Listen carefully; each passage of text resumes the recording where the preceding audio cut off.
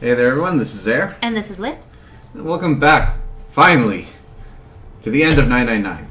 But before we get into the meat of things, I have been running streams off of my laptop for a good while now, and my laptop has served me well for many years. However, it's getting to that age where it's starting to act up. Specifically, I'm having troubles with the power cable.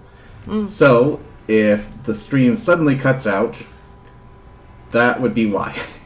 Yep. Between having an overheating power cable and a battery with about 20 minutes of life to it, and of course the fail-safe of the cord disconnecting whenever it gets too hot, I hope it doesn't come up. But we're going to see how it goes. And to that end, I will be posting on the channel a update this weekend as to the status of this whole thing, because if I'm suddenly out of a computer, I'm gonna need to let you guys know that. Yeah. And if you're on YouTube and you don't see a video next week, well, that's why. It's either in repairs or I wasn't able to get a new computer fast enough. But fingers crossed, this is all for nothing. Hope for the best, guys. Hope we all don't die a horrible fiery death tonight. Dun dun dun. Alright. To the adventure! Adventure! Adventure? One sec. This is not large enough. Oh. Okay. There you go. Ooh, that's popping in my ears. Alright, better. So, we left off with looking at this shady picture, and the truth is now being revealed. There are at least two faces, or three, that we now recognize in the photo. One is of the captain that we found dead. One is actually of the ninth man. And there's our friend the lion. Not so nice guy.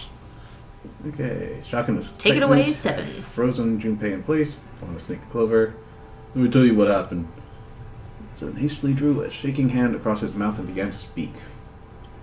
Alright. Oh, okay, we're here. Take it away, 7. Like Snake said, Ace is Hongo. On the right, the other three are Musashi Do, Nichisaki, and Kubota. Musashi Do was the man with the cash. Nichisaki was Hongo's right-hand man, and Kubota developed the actual technical details of the experiments. Realization began to dawn on Junpei, along with a pressing question. How do you know all this? Come on, man, I told you. I finally got my memory back. No, that's not what I mean. I'm trying to ask you why you knew all this stuff in the first place, before you forgot it. 7 rubbed the scar on his chin. You really want to know? Of course! Me too! Snake was the only one who didn't voice any sort of agreement. It looked to Junpei as if he was simply waiting to see where 7's sudden recovery might take them. This is gonna take a while. It'll probably take me a good 3 days to tell you everything. Well, we don't have 3 days. Just give us a short version, alright? Short version, huh? The big man pulled off his hat, scratched his head. He made a face and put his hat back on. Alright, fine. I'll give it a shot. No promises, though. Junpei and Clover nodded earnestly.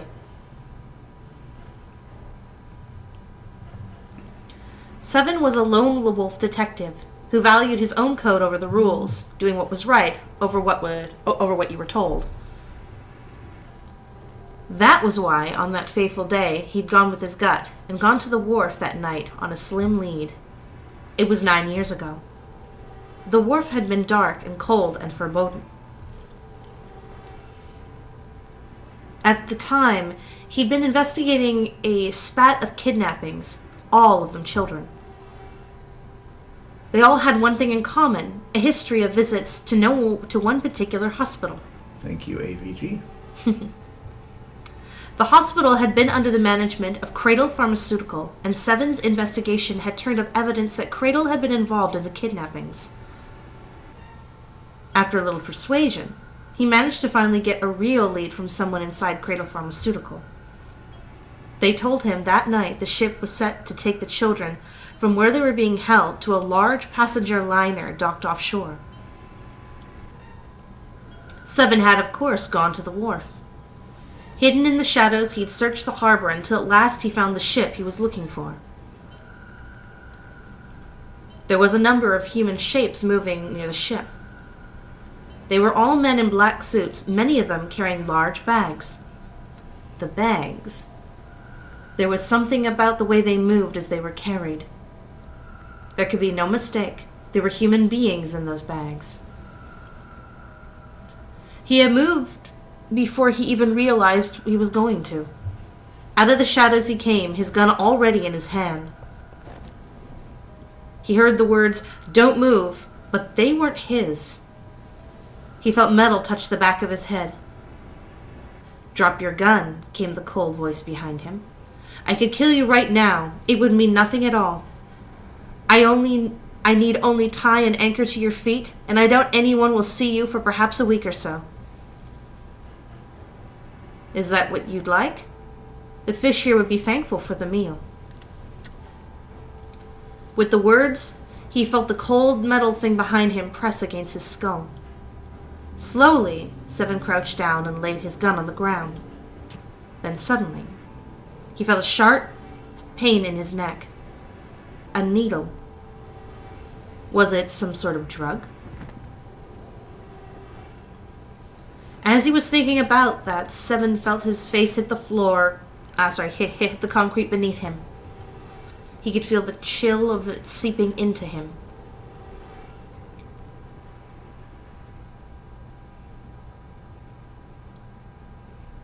Ugh, damn it. Shit, why does my head hurt? Seven woke to find himself lying on a hard floor. He twisted his neck to peer around the room. Where am I? There was a small, shabby bed and a dirty sink. A toilet with no stall or privacy of any sort. As a cop, it was a place Seven had seen all too often. I'm in a cell, huh? Opposite the toilet was a door set into the wall. Seven struggled to his feet and hobbled towards it. He gave the door a good shove, then another, then tried pulling it.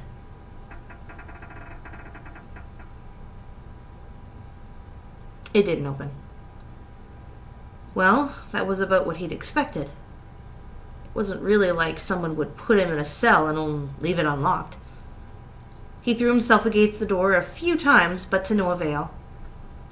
Knew it. Seven grumbled to himself as he moved back toward the bed and sat down.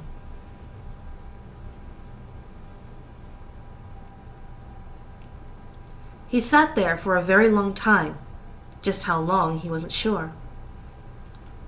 At last he began to nod off and had nearly fallen asleep when he was roused by a distant voice. It's over here. It's mine. The voice was far away. Very far away. Seven couldn't understand what it was saying. Nonetheless, it was a voice, and a high one, most likely a child. His eyes shut open.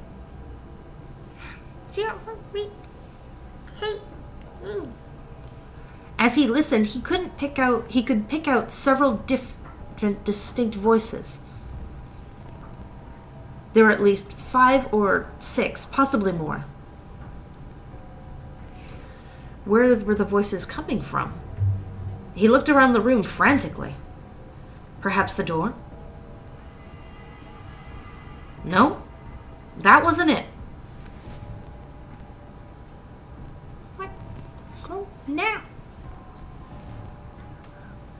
Was it coming from the left? Was it coming from under the bed? He grabbed the bed and flipped it up with ease.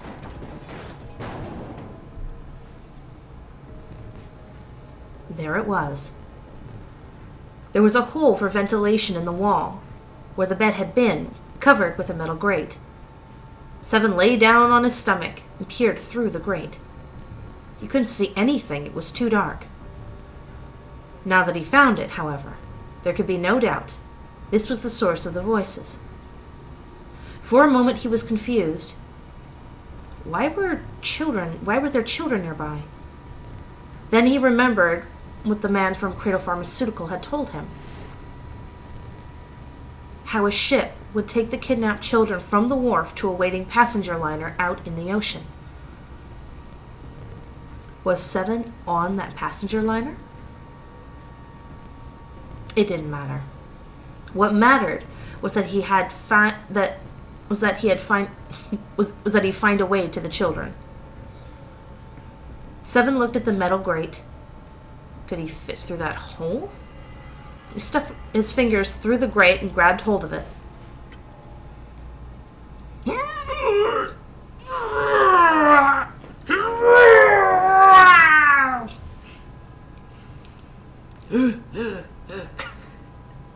Sorry. Yeah, how you like that, you son of a bitch? The dark square sat open before him. Seven wiped the sweat from his forehead and crawled inside.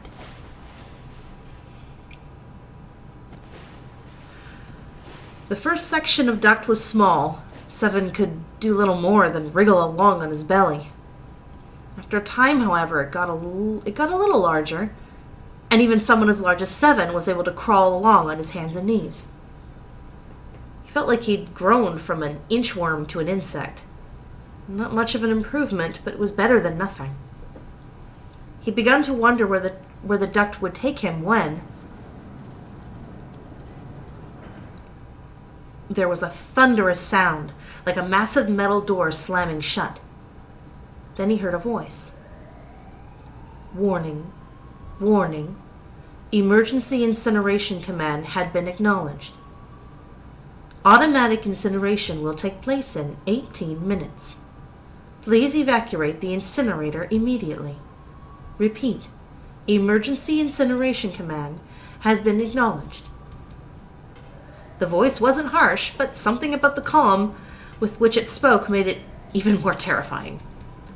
Seven wasn't sure what it meant, but incinerator certainly didn't sound good. Then, almost as if to confirm his suspicions, he heard a chorus of young voices. No!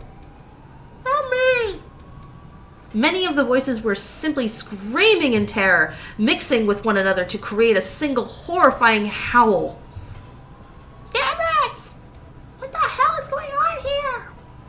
Seven began to crawl along the duct as fast as his arms and legs would carry him. I think that last line may have been Seven. Oh, sorry. I don't know. Yeah. It's kind of distorted looking as opposed to the rest of the writing, so it could have been, It's the same text, same font. It's a little thinner. I don't know anymore. Right. The noise he made was tremendous, but he was long past caring.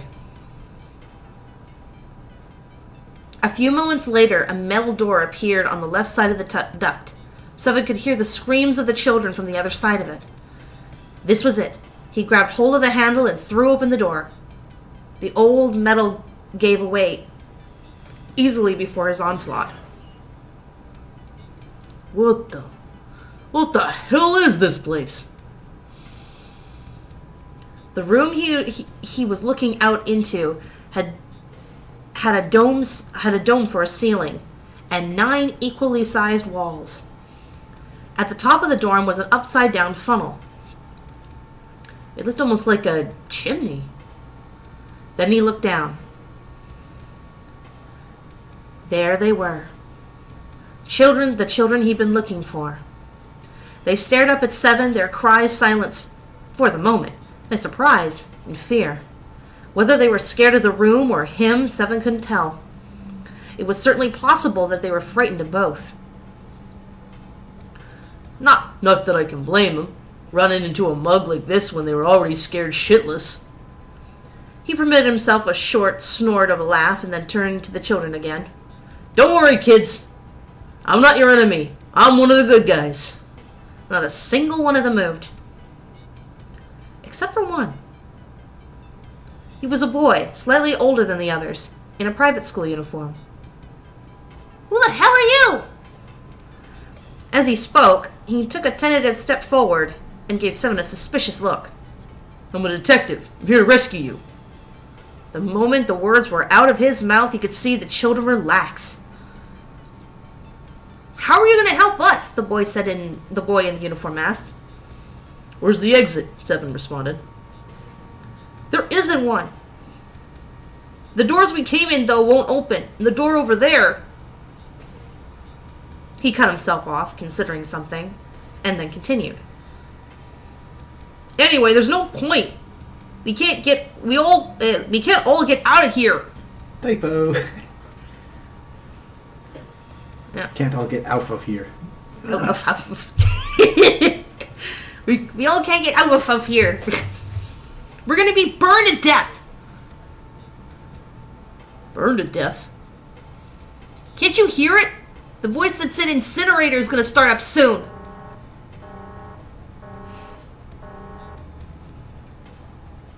The voice spoke again.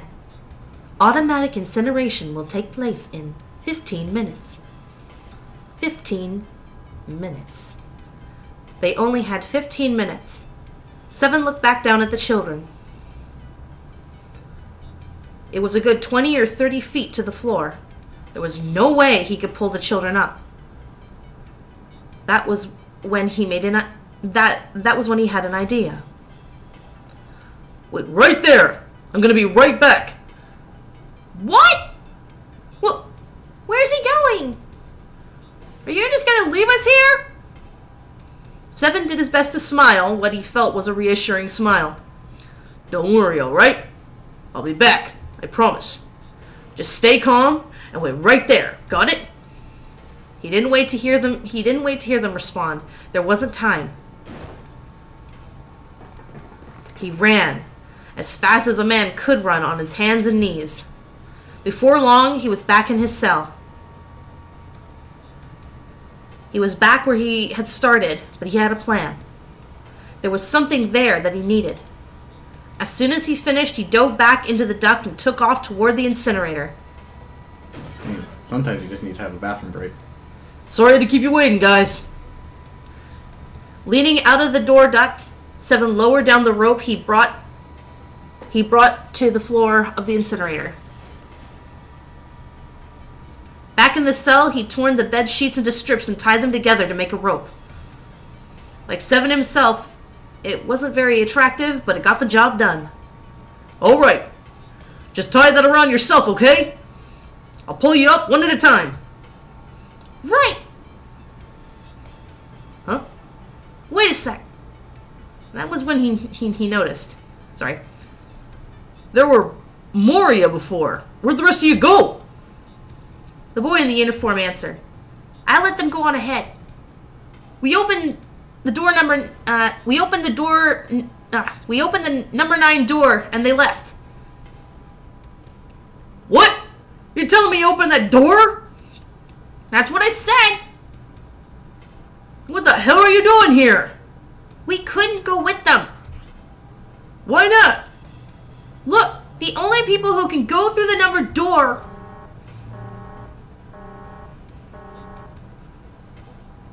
Automatic incineration will take place in 5 minutes.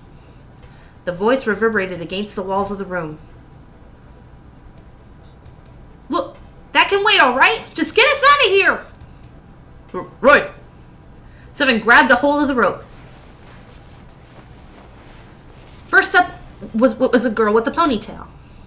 Next was a girl with a red necktie, followed by a boy in a jacket who had said he'd climb up on his own. The last up was a boy in the uniform. Like the boy in the jacket, he climbed up the rope himself. He looked scrawny from above, but his looks belayed impressive strength. He scaled up the rope quickly, as he was almost to 7. What? They heard the sound of someone knocking. All eyes turned to the door. Cut into it was a thick square window. On the other side, they could see a furious face. God damn it, what's going on here? Why is the room empty? Where the hell are those fucking kids? Dude, 5 minutes till incineration. Is this the best time? I know, right? What? The door opened and a man stepped in, looking half mad with fury. 7 recognized his face. He'd seen him many times in photos during his investigation. The man's name was Gentaro Hongo, the CEO of Cradle Pharmaceutical. Hongo saw the boy hanging from the rope. I cannot do that. He roared like an animal and lunged for the rope. Hurry! I know! The boy in the uniform resumed his scramble up the rope. You son of a bitch! Get back here, you little shit! He was 15 feet away. 10. The moment he came within arm's reach, 7 grabbed the boy in the uniform. With a jerk, he tossed him into the duct behind him. No! Hongo had lost any semblance of control. His face no longer looked human. It was twisted into something terrifying, the visage of a devil or a ferocious monster. 7 quickly reeled in his rope, leaving a furious Hongo on the floor of the room, and crawled back into the duct. You fucking bastard! You won't get away with this! How dare you compromise this experiment! What experiment? 7 wondered.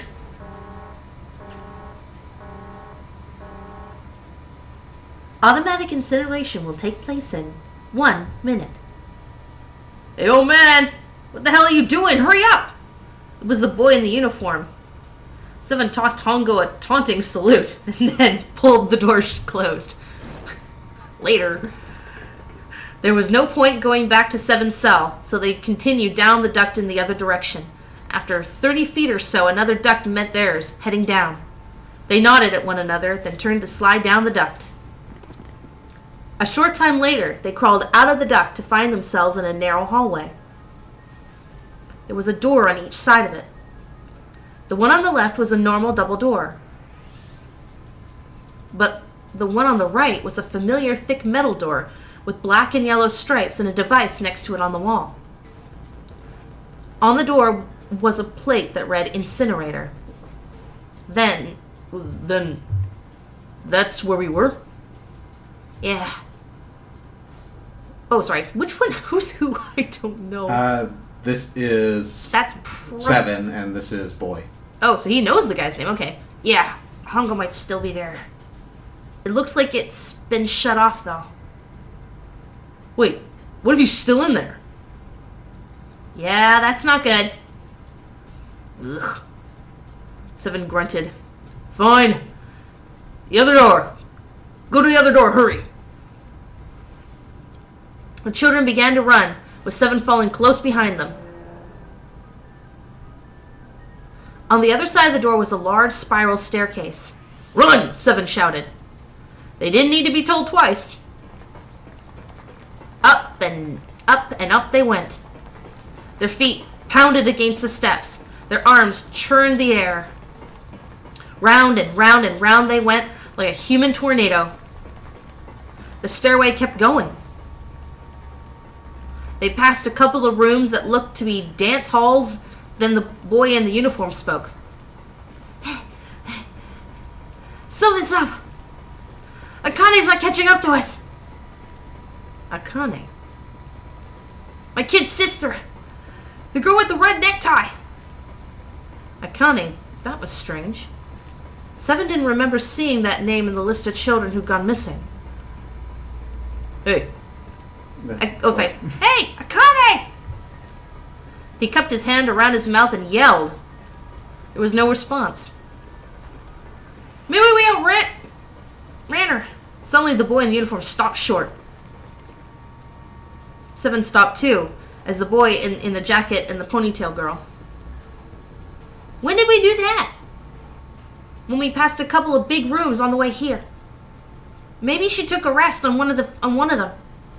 No, that's impossible. Sorry, Grandpa, you keep going. I gotta go look for her downstairs. He turned to go. Hey, kid, wait! God damn it, I said wait! The boy didn't even seem to hear him. Fuck! Seven spun around and yelled to the boy in the jacket and the girl with the ponytail. I'm going after him. You two keep going, alright? You got it? The girl nodded and began to run up the stairs. The boy, however... I'm going with you. Seven didn't have time to argue. Instead, he simply nodded and took off down the stairs. The boy in the jacket followed. They ran all the way to the bottom floor, calling for her. Akane was nowhere to be found. God damn it, where the hell did she go? The boy in the uniform couldn't hide his frustration. Good guess. I was thinking that was 7. Yeah. Help me! Somebody help me! It was a girl's voice. Akane! The boy in the uniform threw open the door and leapt into the hallway that faced the incinerator. Seven and the boy in the jacket followed. Seven couldn't believe what he saw.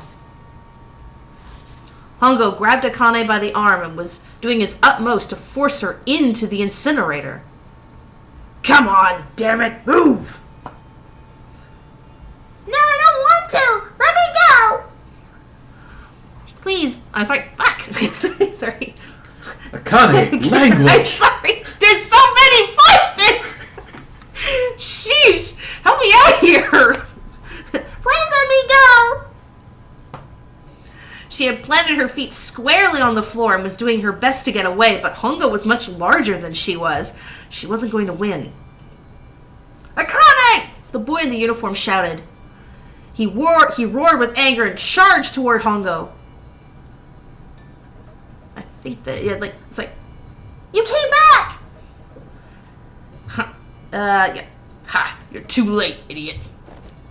Hongo lifted Akane bodily from her feet and threw her, struggling, into the incinerator. Ah! Before Seven or the boy in the uniform could react, Hongo leapt through the door after her. They saw him land inside. What the hell? And then the door slammed shut, with the finality of a great steel guillotine. The three of them ran to the door. They pulled and strained, trying desperately to get it open. And consistently vibrated so that you couldn't get a still photo of them. I know.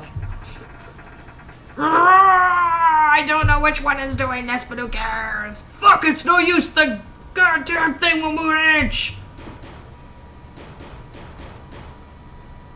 The boy in the uniform cried out and began to slam his fists against the door. He hit it with such force, Seven feared his knuckles would shatter from the impact. Akane! Akane! Are you okay? Help me! Her voice was muffled by the door, but the sheer terror in it was unmistakable. What should I do? I think I'm trapped in here! Where's Hongo? He went out the door! What? Warning. Warning. Emergency incineration command has been acknowledged. Automatic incineration will take place in 18 minutes. Please evacuate the incinerator immediately. Repeat. Emergency incineration command has been acknowledged. You fucking kidding me? Seven was at a loss. It's the same damn thing. Are you there? Akane's voice sounded close to tears. Yeah, we're here. Just hang on, all right? We're gonna figure a way out to save you. If she had seen the bloodless face of the boy in the uniform, his words would have seemed like a little more like than a sick joke.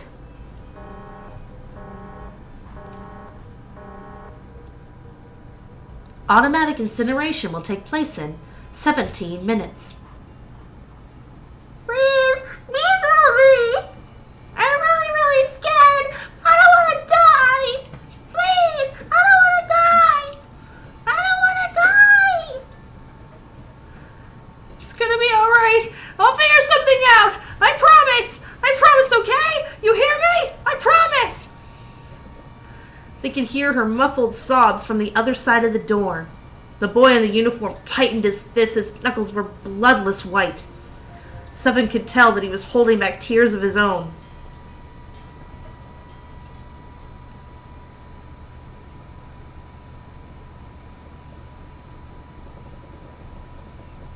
It was silent. All they could hear was the creaking of the boat as it shifted in the water. They waited and waited, but Seven didn't continue. What happened then?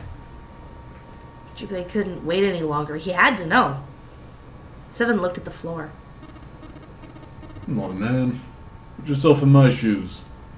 Doesn't end good. You think I want to remember that? Then, Yeah. Shit. If I'd known it was gonna be like this, I almost wish I hadn't remembered. Seven shook his head. But there was something Jubei had to know. hey, are you sure? Huh? Look, I don't want to ask the Caesar, but there's something I don't get. So if you could just tell me, did that girl Akane really... Seven stared straight ahead at nothing. Yeah. I'm sure. Wasn't anything we could do. After a while, the countdown ended.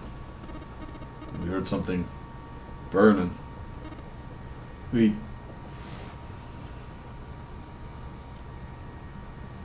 Even after the fire stopped, they couldn't move.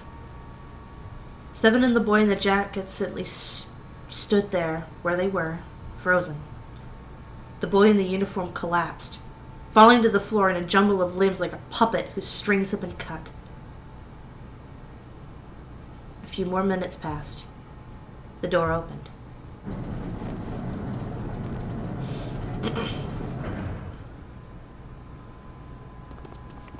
The boy in the uniform ran in, stumbling over his own feet. Seven and the boy in the jacket followed, still too numb to speak. The air in the incinerator was hot. Every breath made Seven's lungs feel like they were on fire. The air shimmered with heat. And in the middle of the room, beneath the waves of heat, there it lay. The boy in the uniform walked toward it, his legs shaking violently. Seven couldn't see his face, but his body looked somehow empty. Finally, he reached it. The boy collapsed onto his knees, his legs no longer able to support him.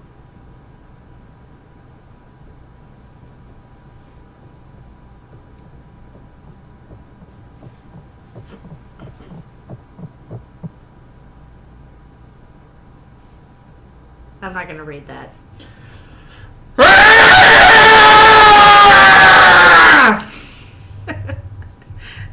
A little higher.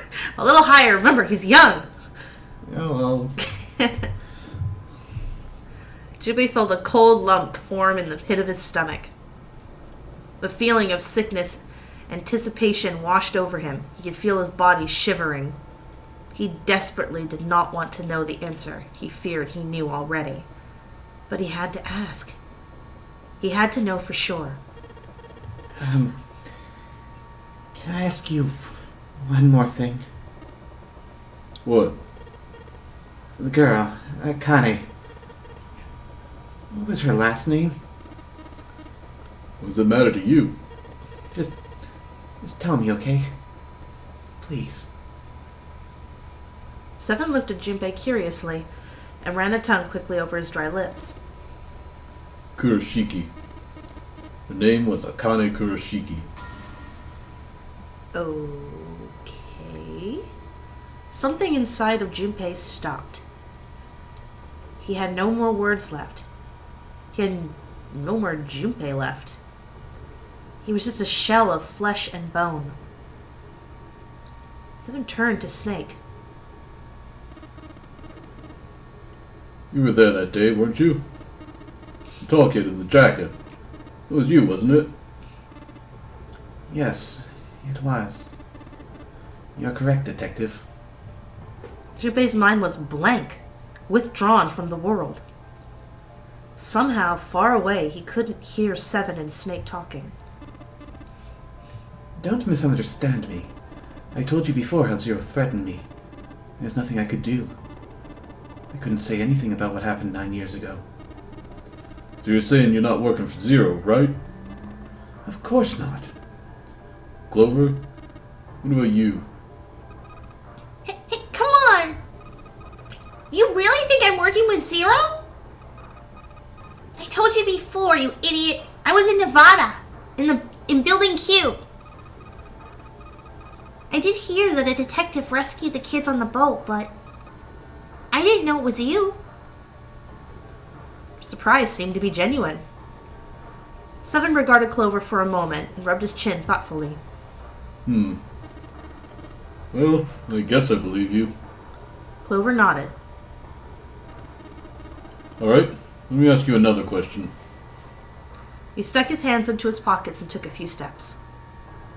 Then he stopped, turned to face them again. Santa's real name is Aoi Kurashiki. Ooh. He's Akane's brother. You know that? Ooh. No, I didn't. Did you? Well, yes, I know Aoi Kurashiki was her brother, but I didn't know he was Santa. At least not from the beginning. 9 years ago, he was in the middle of puberty. His voice is entirely different now. I'm ashamed to say that even my exceptional hearing wasn't able to make that connection. As such, I had no reason to think Santa was Aoi. When did you figure it out? A short time ago, Clover told me that Santa might have been one of the subjects of the initial experiment. When she told me that, I had a feeling. Santa was Aoi. Akane Kurashiki, June's brother? That spark caught flame in Junpei's laden mind, and the fog began to clear. Like an engine beginning to turn, images and thoughts began to coalesce in his mind, coming faster and faster, forming bigger images, bigger thoughts. Junpei blinked. He was back. There's still a lot we don't know. I mean, like, a lot. But here's one thing I think we can say we know. What's that? The body we found in the shower room had to be Nijisaki, dressed up to look like Snake. What? Come on, man. What kind of a detective are you? You didn't figure that out already? Hey, go easy on me, man. I just got my memory back, alright? Give me some slack. Well, if he is, the 3 murders make sense then, don't they? Yeah, that's right. Murder. Kubota blew himself up, but that was murder too. So why did these murders take place? If Junpei is correct, and the body in the shower room was Nijisaki's, that means all of the people who were murdered were involved with the creation of the Nonary Project. Kubota, the person who conducted the actual experiments. Nijisaki, Hongo's assistant. Musashido, the man who financed the project. You mean this was all just revenge? Santa Zero. He's getting revenge for the death of his sister. No, I don't think Santa actually murdered anyone. In fact, Junpei didn't think. He knew. He couldn't explain why or how, but he had no doubt that Santa had killed no one. Perhaps the madness of the last several hours was finally driving him insane, but Junpei ceased to be surprised at his sudden knowledge and had begun to accept it. If I'm right, it's not hard to figure out who the next victim's gonna be, is it? I'm pretty sure I don't have to tell you. Snake, Clover, and Seven all nodded. The next target will be Gentaro Hongo. The person who planned the Nonary project. In other words, Ace. There was a moment of silence. And then the room shook. From far away, they heard the sudden rush of water. Whoa, what the hell's going on here? It must be 6 a.m. Our time is up. Shit! Come on! We need to get out of here! How? In the drawer that had held the picture was a keycard. Junpei grabbed it. I'm betting this sucker opens the exit. Come on! Let's go! New material been added to the file screen.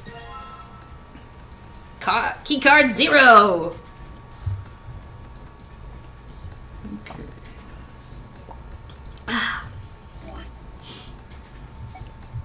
Sorry for making you do that last scream. Let's just say in that moment, Aoi's balls dropped.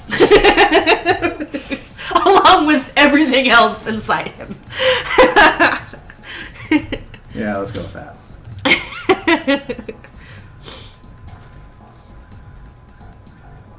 Alright, let's just swipe this card. Junpei, look! It's unlocked. Yeah! Now we can go back to the library! Get the hell. Hurry up, Junpei. We don't have time. Let's go! Yeah.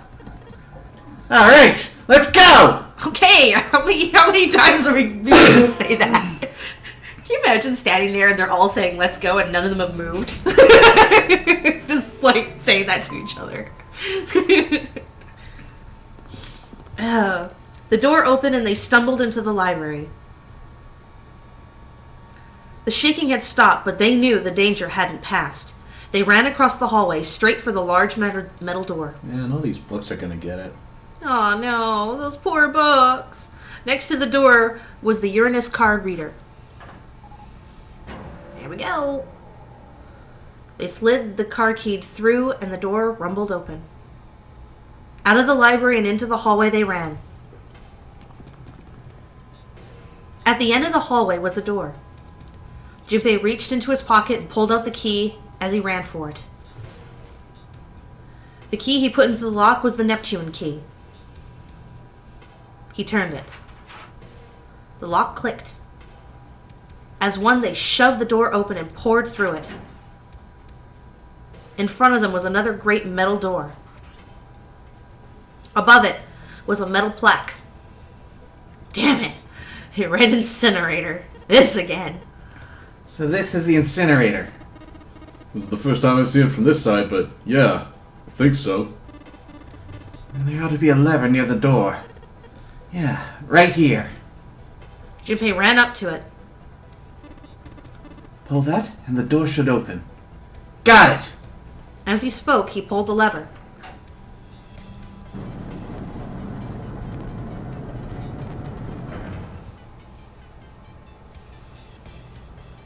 The motor in the door groaned as it slowly ground open. There was no time to waste. As soon as the door opened far enough to admit them, all four dashed through. Then suddenly, there before them were the four who they parted from earlier. Ace and Lotus stood in front of door number 9.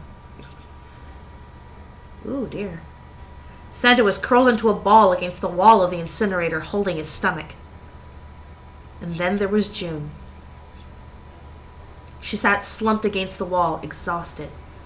What had happened? Junpei ran toward June. He skidded to a stop in front of her and knelt down. What's wrong? Are you okay? Her face was pale and her lips dry. When she spoke, he could barely hear her. Junpei. You came to get me.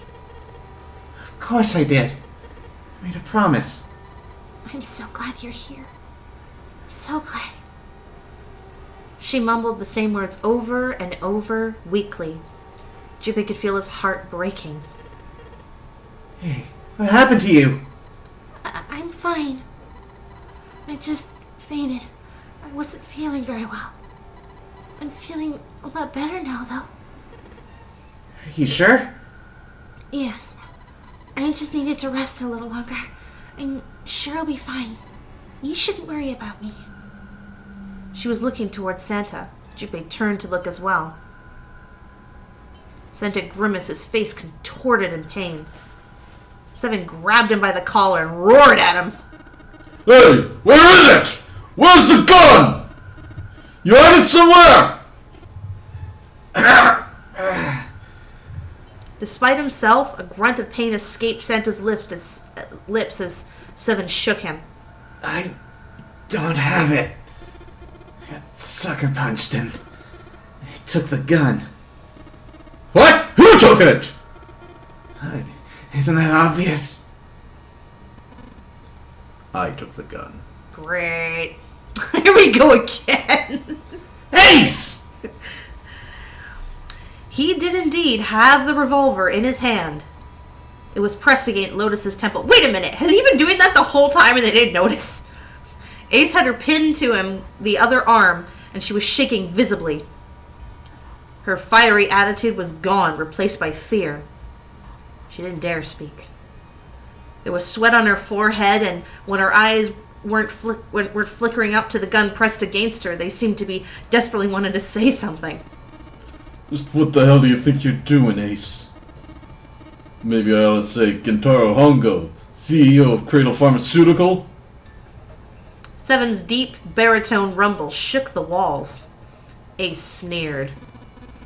You have me at a disadvantage, and I don't like that. You know me, but I don't know you. Do you have any idea how much I've suffered? Can you even begin to understand my pain? The pain of prosopagnosia, right?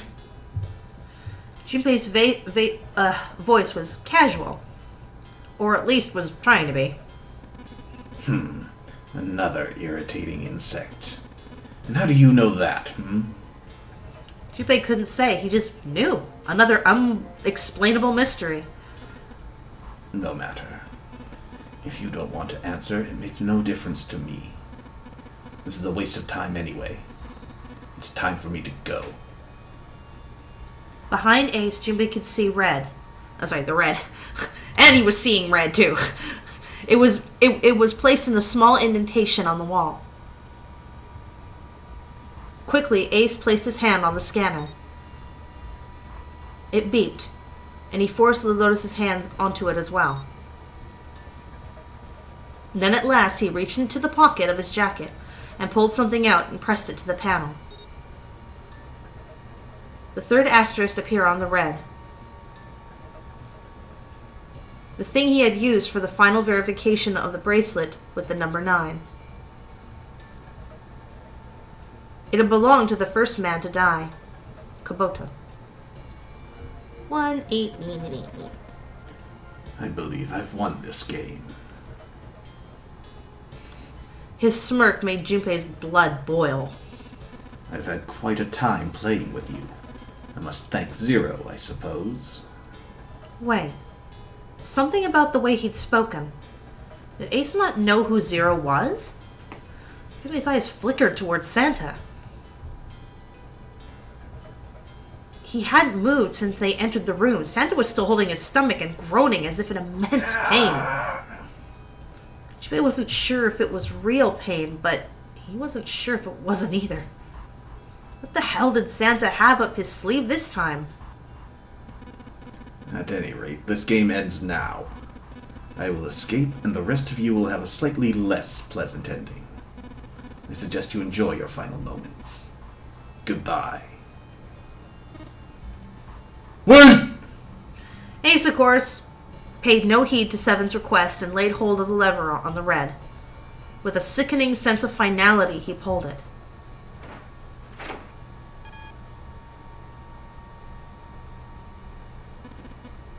What? What? Why isn't it opening? Lotus tried to take advantage of Ace's confusion and managed to twist herself out of his grasp, but... Damn it. At the last second, he grabbed hold of her wrist and shoved it onto the red. He waved the number red 9 bracelet over the red, and then his own bracelet as well. He pulled the lever a second time. Nope. No. What is this? Why? The digital root should be 9. It has to be 9. And why? Why isn't it opening?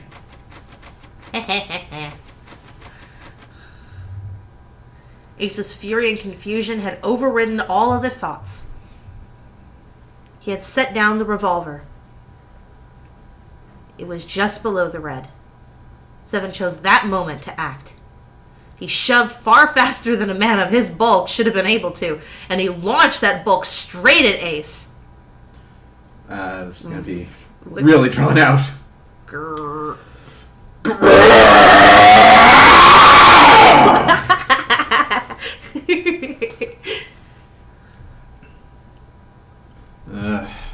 If 7 would be more like... Yeah, I think it's closer. I think that was okay, actually. He sounded like a raging bull.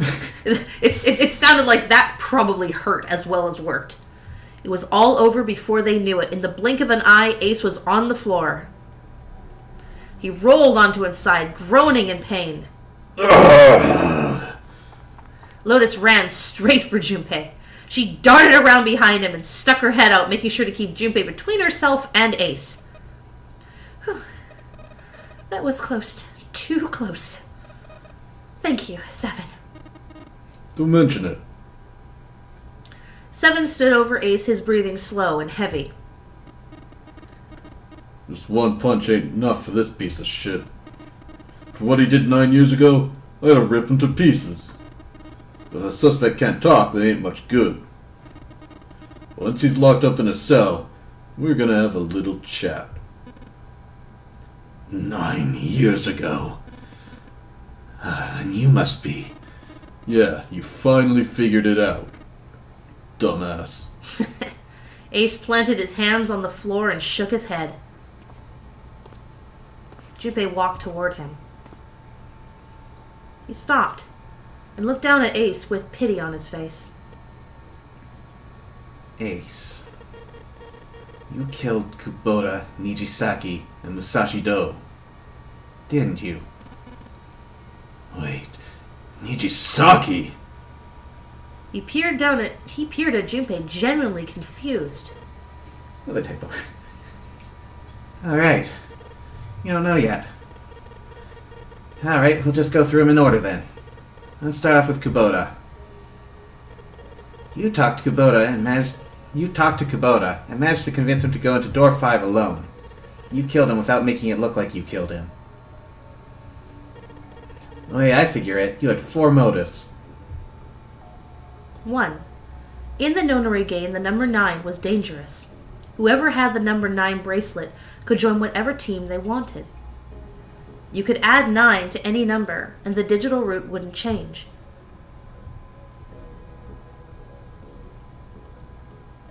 In other words, number 9 could do whatever they wanted. Ace had wanted to remove that threat as soon as possible. 2. Ace also wanted to have the number 9 bracelet himself so that he could make use of its power. In fact, he later made use of it in the murder of Nijisaki. 3. Even if his number had been different, Kubota presented a problem for Ace. Also, I can't believe it took me this long to realize it, but there's a pattern to their names. So Kubota starts with Ku, which is a reading of 9, and he had the number 9 bracelet. Nijisaki starts with Ni, which is a reading of 2, and he had the number 2 bracelet. Musashi Do starts with Mu, which is a reading of 6. Cute. Gentaro is not one. Yeah. That's where it breaks. Yeah. That's kind of cool. Kubota had known Ace's past. He knew what had happened 9 years ago. Before he told anyone, Ace had to silence him. 4. But last and perhaps most disturbing, Ace had used Kubota as a test. He wanted to know how serious the nonary game was. Was it truly life or death, or simply a harmless prank? He convinced Kubota to break the rules so that he might see what happened. That was why you killed Kubota, but he was only the first. Next was Nijisaki. When everyone was off looking for the missing part of the red, you ran into Nijisaki near the big hospital room. However, because of your prosopagnosia, you didn't realize he was Nijisaki. Chiefly because when you met him, he was dressed like Snake. That was why you thought Nijisaki was Snake. No, that's not... That was Nijisaki? Why... How did... I'll get to that. Anyway, you thought he was Snake. Snake was one of the kids in your experiment 9 years ago. You remembered him because he was the blind kid. And his presence made you think. Snake was one of my subjects 9 years ago. He probably hates me. But if that's true, why isn't he saying anything? Is he keeping quiet because he can't see me? Or perhaps he's working with Zero to get revenge on me. Whatever the reason, anyone who knows my past is a threat. Before he tries anything, I need to get rid of him. That was when you decided you had to kill him. The murder weapon was Kubota's bracelet. You just waved it over the red, verified your own number, and then grabbed Nijisaki's arm and forced it over the scanner panel. Then when the door opened, you kicked him in. 9 seconds later, the door closed. And then 81 seconds passed. And poor Nijisaki was dead.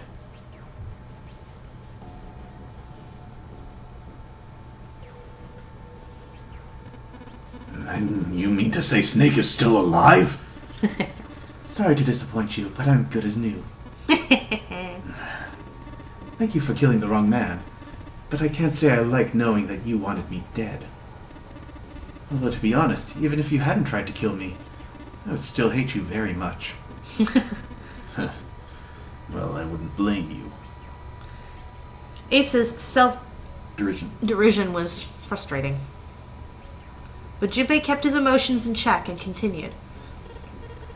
Last but not least, let's talk about Musashi Do's death. When Clover and I were investigating the chart room, you came over to talk to me. Do you remember what you said? Oh, a pocket watch. Might I take a look at it? I handed you the pocket watch and you left the room. Ace had been in charge of the nonary project. He would, of course, have known the solution to every puzzle. It followed then that he knew how to get out of the wheelhouse. All Ace had to do was place the pocket watch and indentation on the door to unlock it. With the door open, he was able to enter the captain's quarters. Musashi Do was there. Next to him was an axe that fairly begged Ace to kill Musashi Do with it. He picked up the axe and swung it. He picked up the ass! Yes! Well, he wasn't asked to. Nice ass. Wow. Swung it, burying the blade deep in the other man's chest. Okay. Whatcha? One blow was all it took. Afterwards, Ace returned to the chart room, as though nothing had happened. There was something I wanted to speak with you about, Junpei. Could you come with me for a moment? With no reason not to, Junpei had followed Ace to the wheelhouse. When they reached the wheelhouse, Ace slipped his hand into Junpei's vest. He pulled out a piece of paper, the piece of paper Junpei had used to cheat during the vote. But it wasn't the piece of paper that Ace was after. His true purpose had been to slip the pocket watch into Junpei's pocket. It wasn't a very good plan. It had far too many flaws, and the wrong word of discovery could easily have toppled it. What had made Ace so desperate? That was the only thing Jubei hadn't been able to figure out. Musashido's murder is the only one I don't understand. You obviously did it, but why? Because of this. Slowly, Ace reached down and pulled something out of his pocket. It was a folded piece of paper. Jubei took it and opened it. This was what it said. Number one. Sorry. Number 1. There are 2 ways you might survive this ordeal. The first is to win the nonary game. The second is for you to confess your sins of 9 years past. And well, we all knew which one I was going to take, didn't we? Oh, yeah. I prepared a camera in the captain's quarters. The images captured by that camera will be streamed through a satellite and distributed across the world. Simply look into the camera and repent. Once you've confessed everything, I will release you from the ship. To make your confession more credible, I've left you a witness in the captain's quarters. Perhaps we'll confess with you. The decision is yours. Do as you please. When I awoke in that room on D-Deck, I found that in my pocket. That was why I chose door 1 when we voted. If I went through that door, I knew I could get to the captain's quarters. As you said, I knew how to enter the wheelhouse. Why would you murder the guy on camera? My plan was to find the pocket watch before anyone else. If I could, then my alibi would be set. I think it was probably that Zero camera, the one that was pointing towards the door. Oh. In which case, he could have easily murdered him outside of that range. Oh, okay. I was like, okay. It said, didn't it just say everything in the room would be broadcast? Oh, okay. Maybe I just misread it. All right. At least that was the plan. Also, because they say it's going to be broadcast doesn't mean it's being broadcast live. Unfortunately for me, you got to it first. That sleight of hand was the best I could manage on short notice. You meant to kill him from the beginning, then. Musashi Do, I mean. I only knew Musashi Do was the witness after I reached the captain's quarters. I asked him, and he answered. He seemed groggy. Perhaps he had only just awoken from sedation. I suppose Nijisaki was in much the same state. He seemed confused and disoriented when I encountered him. But yes, you are correct. I intended to kill him from the beginning, even though I didn't know who he was. I proceeded to the captain's quarters in order to remove this so-called witness. Ace had confessed everything. What energy had left with him within the truth, what energy he had left him with the truth, and he sagged on his knees. What energy he had left him with the truth. Sorry. And he sagged on his knees. Yeah, it's so small, I can't see the left. Garden path. Although he had confessed, his sins were not forgiven. Jubei felt revulsion for the pathetic man on the floor near his feet. But in among the revulsion was a hint of pity. After all, Ace had not been the only person who murdered those 3 men. Jubei spoke quietly. Ace, you figured it out, haven't you? You were being manipulated. Yes. So it would seem. I was little more than a puppet, in many ways.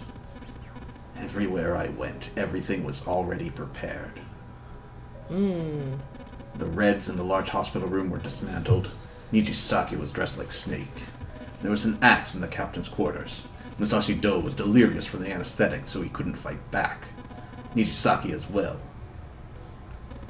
In retrospect, I can't understand how I could have fallen into such a simple trap. I'm quite ashamed of myself. But yes, this was a trap. It was Zero's trap, and I fell for it. Hook, line, and sinker. I did everything he wanted me to do. Yeah. By manipulating Ace, Zero's able to kill 3 people and keep the blood off his own hands.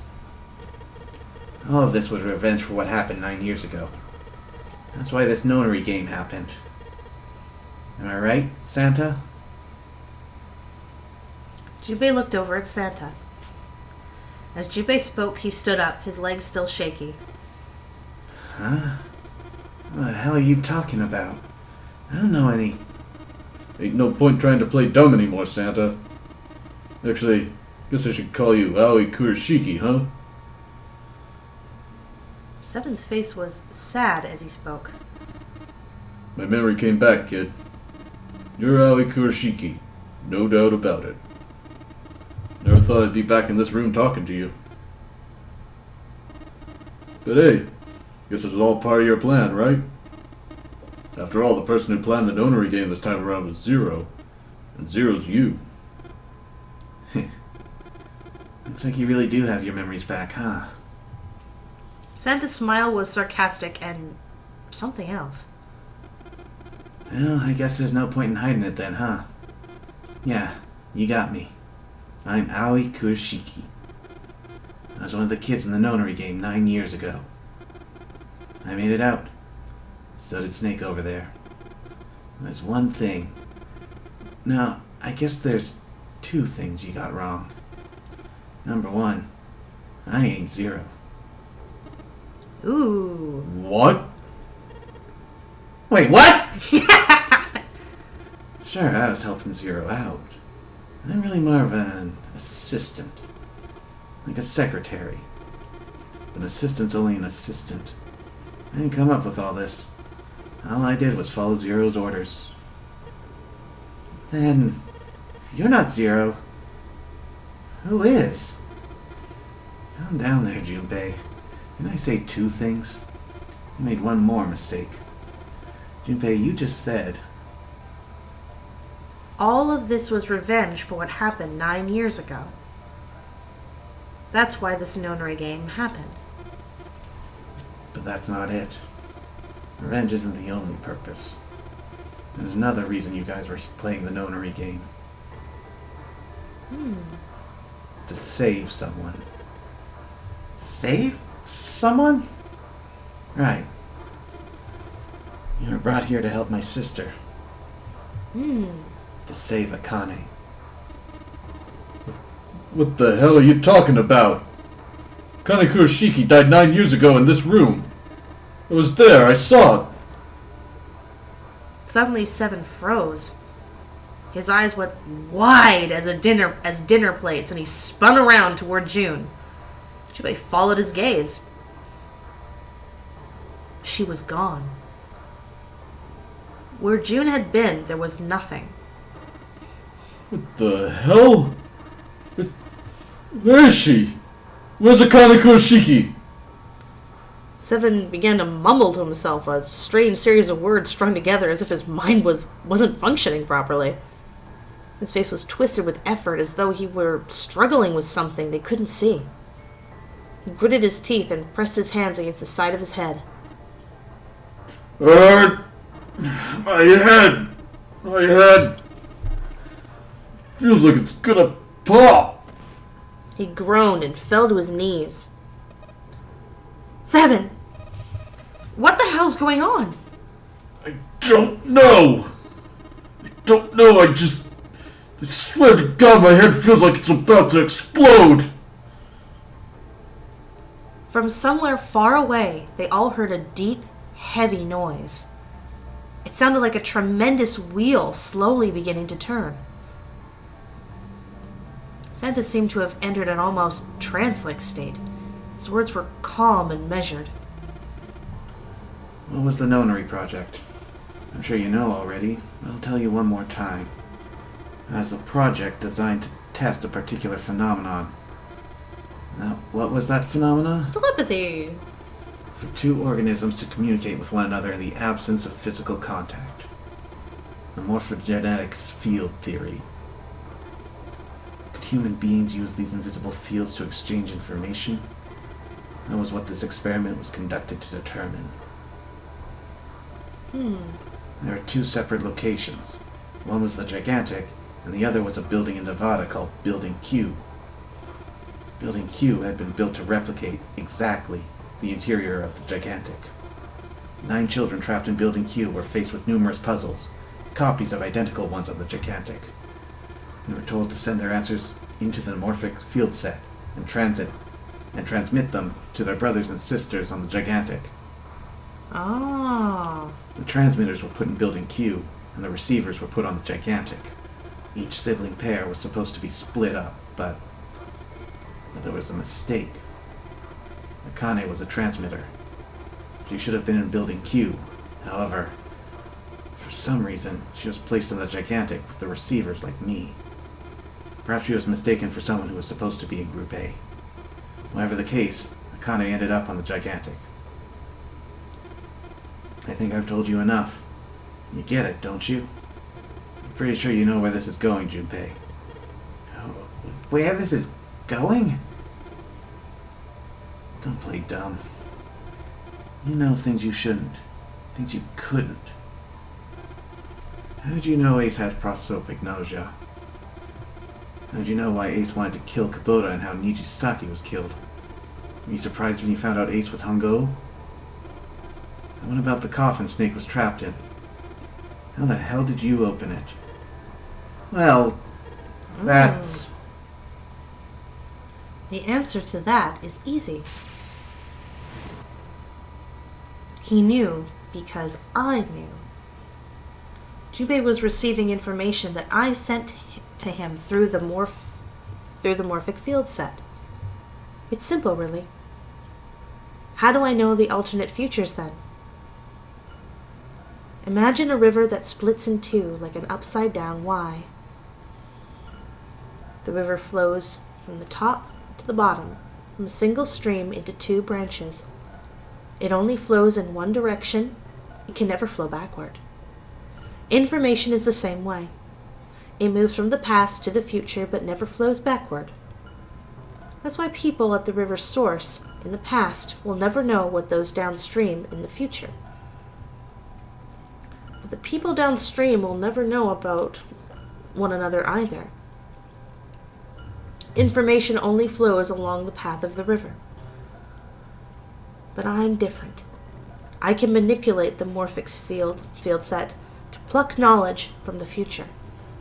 I know what happens on either fork of the river, even though the people on either fork know nothing about one another. Now, who am I? I am one. What? I am I? Okay, yeah. I thought that was one. There are always numbers in there, usually. The ninth letter of the alphabet. But I am also 0. No, that's not true. I'm not really 0. Not yet. Perhaps you could say I am less than 0. What? 0 is my future. In 9 years, I will be 0.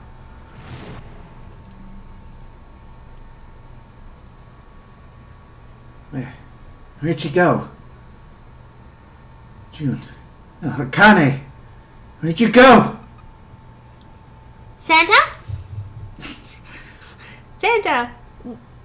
Night Clover. Oh shit. Freeze. Oh dear. Santa's got the gun. He picks it up when we weren't watching. Looks like he's turned the tables on Ace, though. I wonder how he likes having a gun to his head.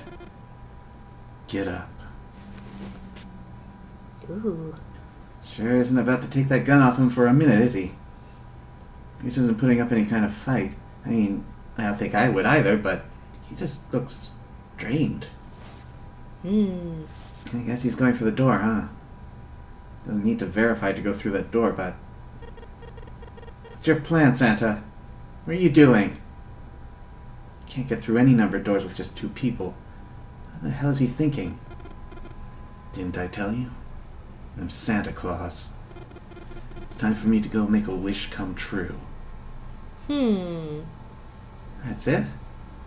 That's all he's gonna give us? What the hell does that even mean? Shit, they're out...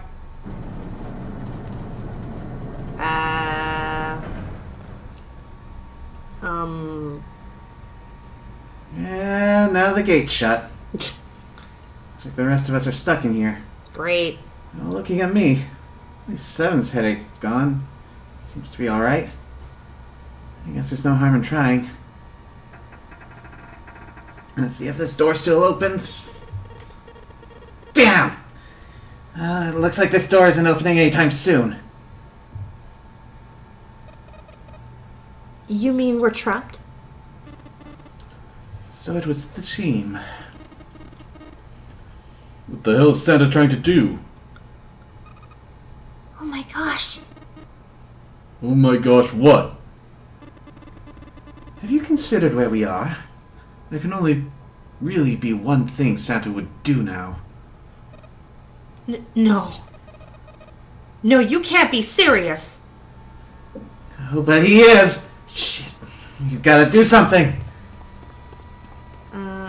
Maybe we can still get out through door 9. There's the red. Yeah, alright. We can do this. I just gotta...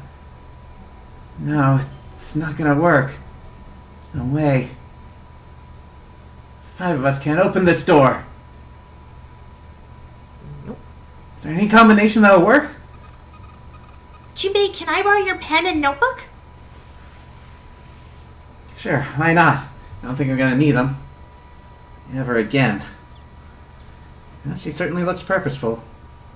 Looks like she's writing equations. A lot of them. Huh? Oh man. Doesn't look very happy. What? Hey, no need to be ripping pages out like that. Jeez! What the hell are you doing, Clover? Give me that! Alright, at least 7 got it away from her. Now I can get a look at what she was writing.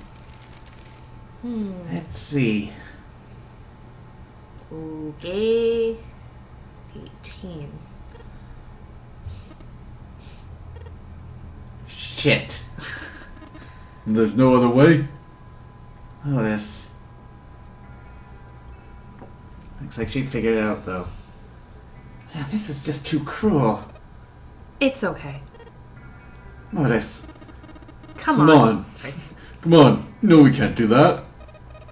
Oh, don't give me that.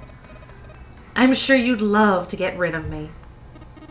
God damn it, you idiot! Whoa! Where the hell did that come from? Looks like she expected that about as much as I did. Without, if you're not... Look, it'd be bad, alright? For a cop, he sure doesn't have much confidence. Bad? Yeah. If there weren't assholes like you around, I'd be out of a job. Huh. Look, I'm just not leaving you behind, alright? End of story. 7. He's right. I'm not leaving you either. Me too. You don't honestly think I'd abandon you, did you? You guys are all idiots. Act as tough as you want, Lotus. We can all see you're about to cry. That being said, however... I doubt we would be able to open the door anyway, even if we were to leave Lotus behind. Huh? Why? I trust you remember what happened to Ace. I couldn't, see exactly what happened, but... I was able to guess that he was attempting to do earlier at the Red. Oh, yeah. No. What is this? Why?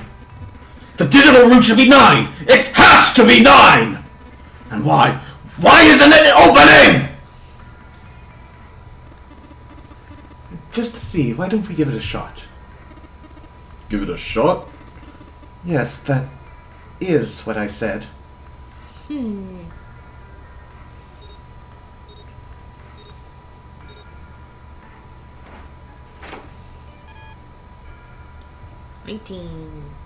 Me. You were right. It ain't opening. But it did open 9 years ago. The digital route was 9 then, I'm sure of it. You think maybe they changed the settings? Perhaps. Shit. We can't get through the door. We can't get out. Those are way too high. No way in hell we could get to that hole 7 popped out of 9 years ago. All we can do is stand here and stare at the door with a 9 on it. I guess this is it. This is the end.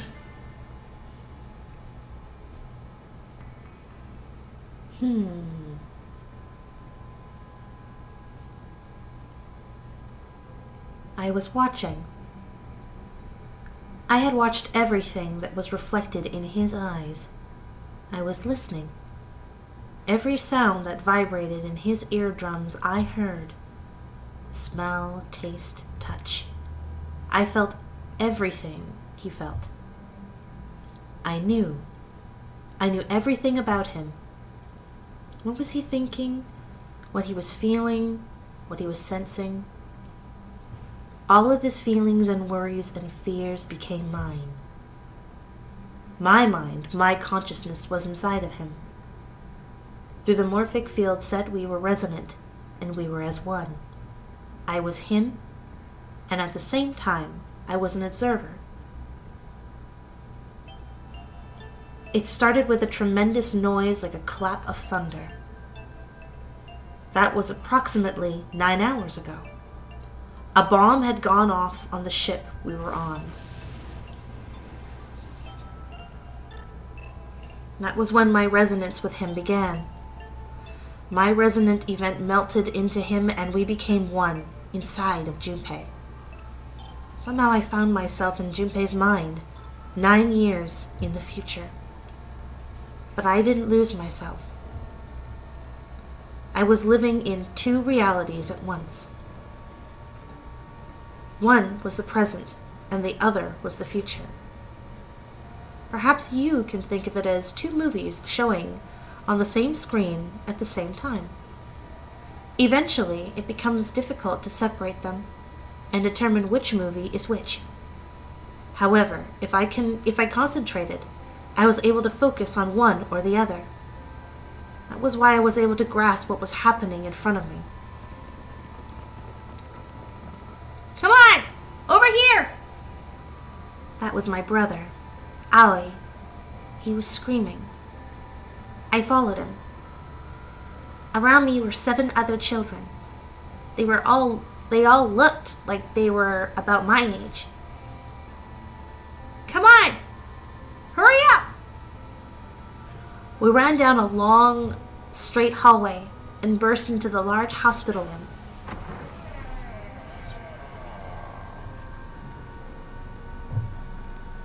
Everyone was arguing.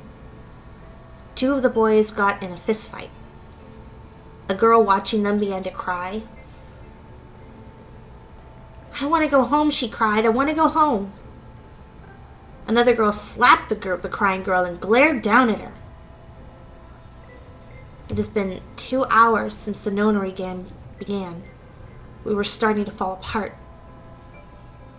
But just when all hope seemed lost, Light started talking. He was blind.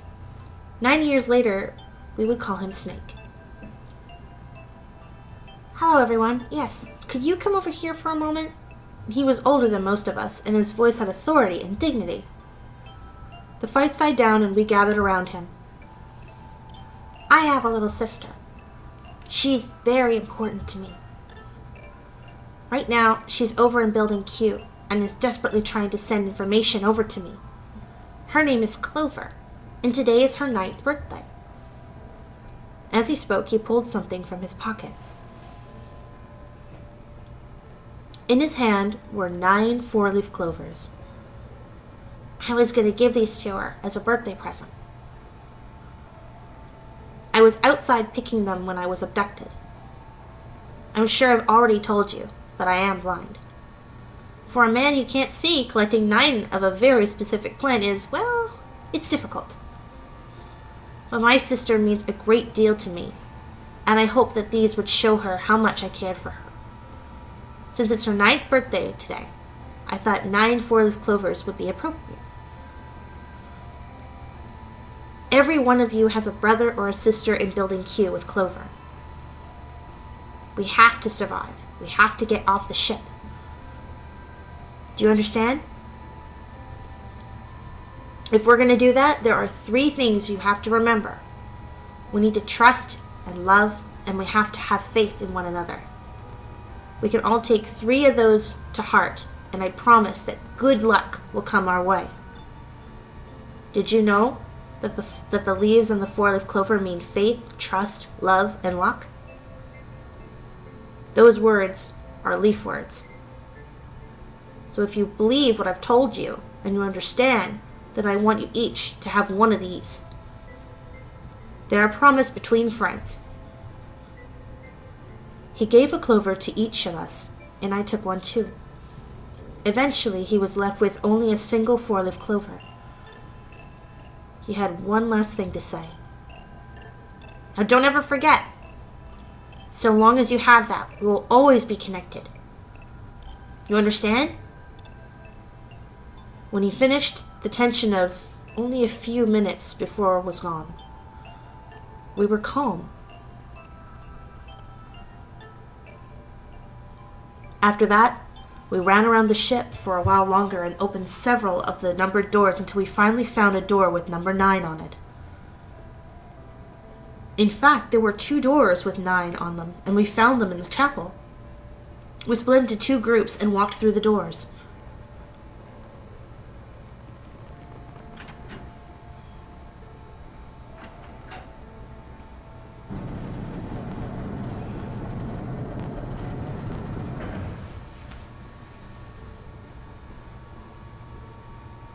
Before long, we all found ourselves in a room with a ceiling that looked like an upside-down funnel. For some reason, this room had another number 9, but this time there was only one. But if there was only one door, that meant only 5 people could escape. What are we gonna do? There aren't any other doors. We began to panic. Then, as if things had not gotten bad enough already,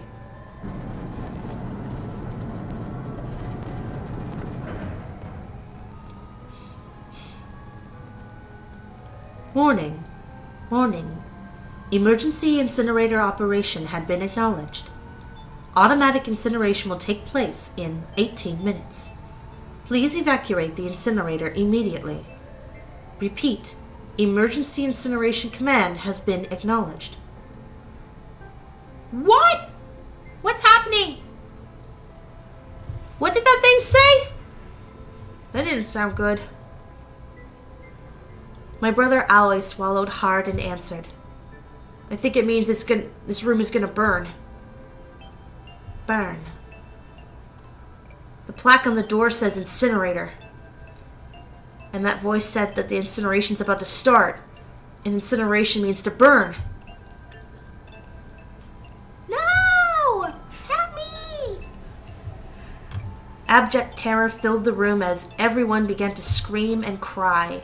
Every pair of eyes were filled with despair. Then, high up on the wall, a door opened, and a man appeared. He was a huge, frightening mountain of a man, as large as a bear. 9 years later, we would call him 7. Don't worry, kids. I'm not your enemy. I'm one of the good guys. I'm a detective. I'm here to rescue you. The rest happened just like 7 had said it did. The 4 of us who had stayed behind were saved by 7. We crawled through the vent, away from the incinerator, and slid down into the hall. We came out on the other side of door 9. On the wall, opposite the door, was a set of double doors. We went through those and began to run up the spiral staircase. As we ran, I led the way. Behind me were Nona, my brother Aloy, Snake, and 7. The other children, the ones who'd gone through door 9 before us, were up ahead. I could hear them cheering each other on. We ran and ran and ran. We leapt across as many stairs as we could and kept running. The stairs spiraled upward like a tornado. Eventually, I pulled ahead of the rest. Perhaps Nona had slowed them down. I didn't want to lose them, so I slowed down as well. I didn't stop, but I glanced over my shoulder from time to time to see if they had caught up. That was when I realized. Oh no, where is it? Did I drop Jupi's present? I knew I had it with me when we passed through the vent. Then I had dropped it as we slid out. I had to go back. I had to.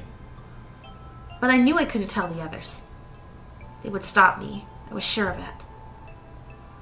I didn't stop to think. I simply moved.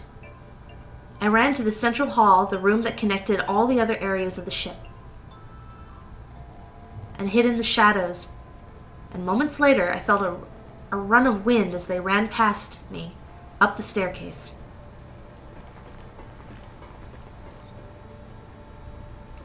I waited until they were out of sight, and then I ran.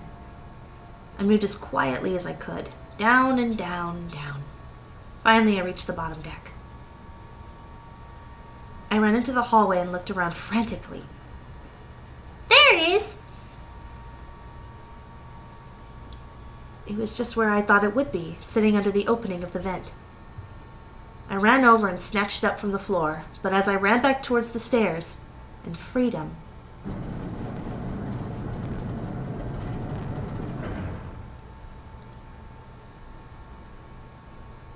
the door to the incinerator opened, and a man stepped out. It was Hongo. Gentaro Hongo. 9 years later, we would call him Ace. Ah, wonderful to see you decided to come back. The smile made my blood turn cold. It looked mechanical, as if someone had simply pulled up the corners of his mouth. Come with me. We must continue the experiment. I shook my head, eyes wide. Slowly I began to walk backward. 1 step, 2 steps, 3 steps. Then I spun around and broke into a run. I felt Hongo's hand close over my left wrist. I said come with me. There was an edge of insanity to his voice now. I pulled as hard as I could. No, I don't want to! Let me go! Please let go of me! I shook my body and flailed my arms, trying desperately to get Hongo to let go of me. But I was still only a child. I was no match for a man like Hongo. Stop struggling, goddammit. Do as I tell you. He heaved on my arms, trying to pull me into the incinerator. I screamed. Help me! Someone help me! Then suddenly, Akane! the door to the stairs flew open, and my brother Aoi burst out of it. Behind him came Seven and Snake. Akane! He cried my name again as he leapt toward Hongo. You came back! I cried out. Ha! You're too late, idiot. Hongo threw his full weight against my arm, pulling us both into the incinerator. The force of it threw me to the floor. I scrambled to my feet and looked toward the open number 9 door. Hongo stared between it and me, but behind him I could see my brother, his fists clenched. But those fists never reached Hongo.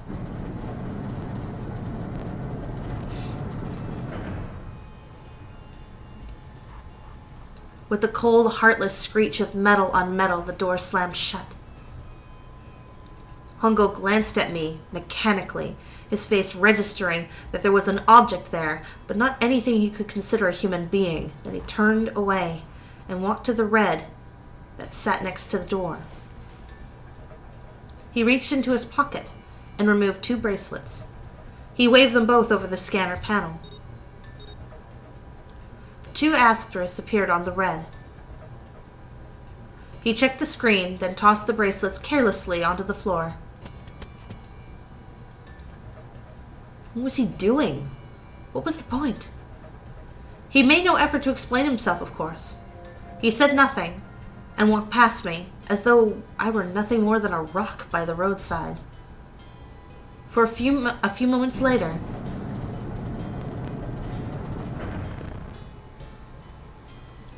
the double doors slid shut as well.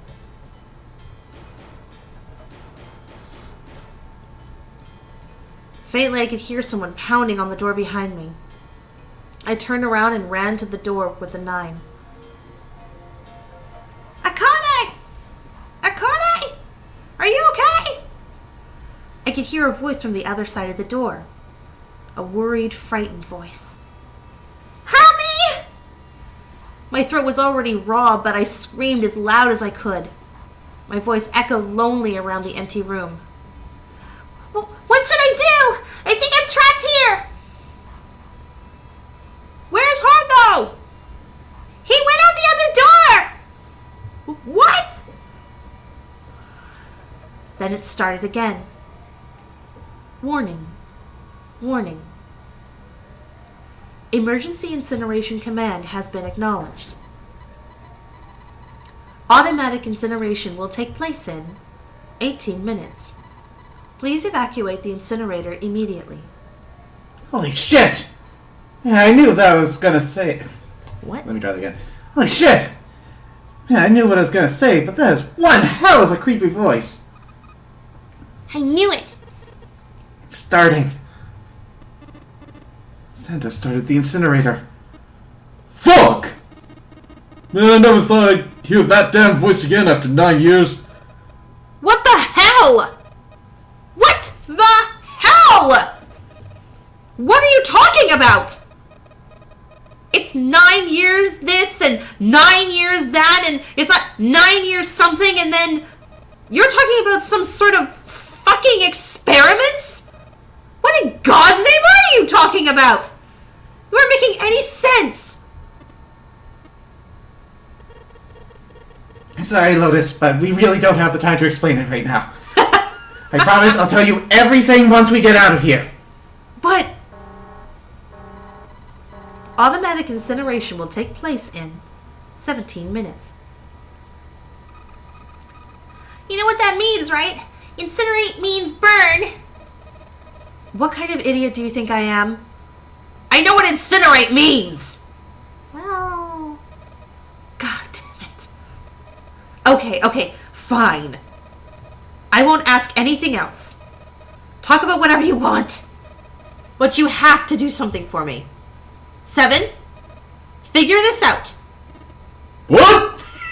Why me?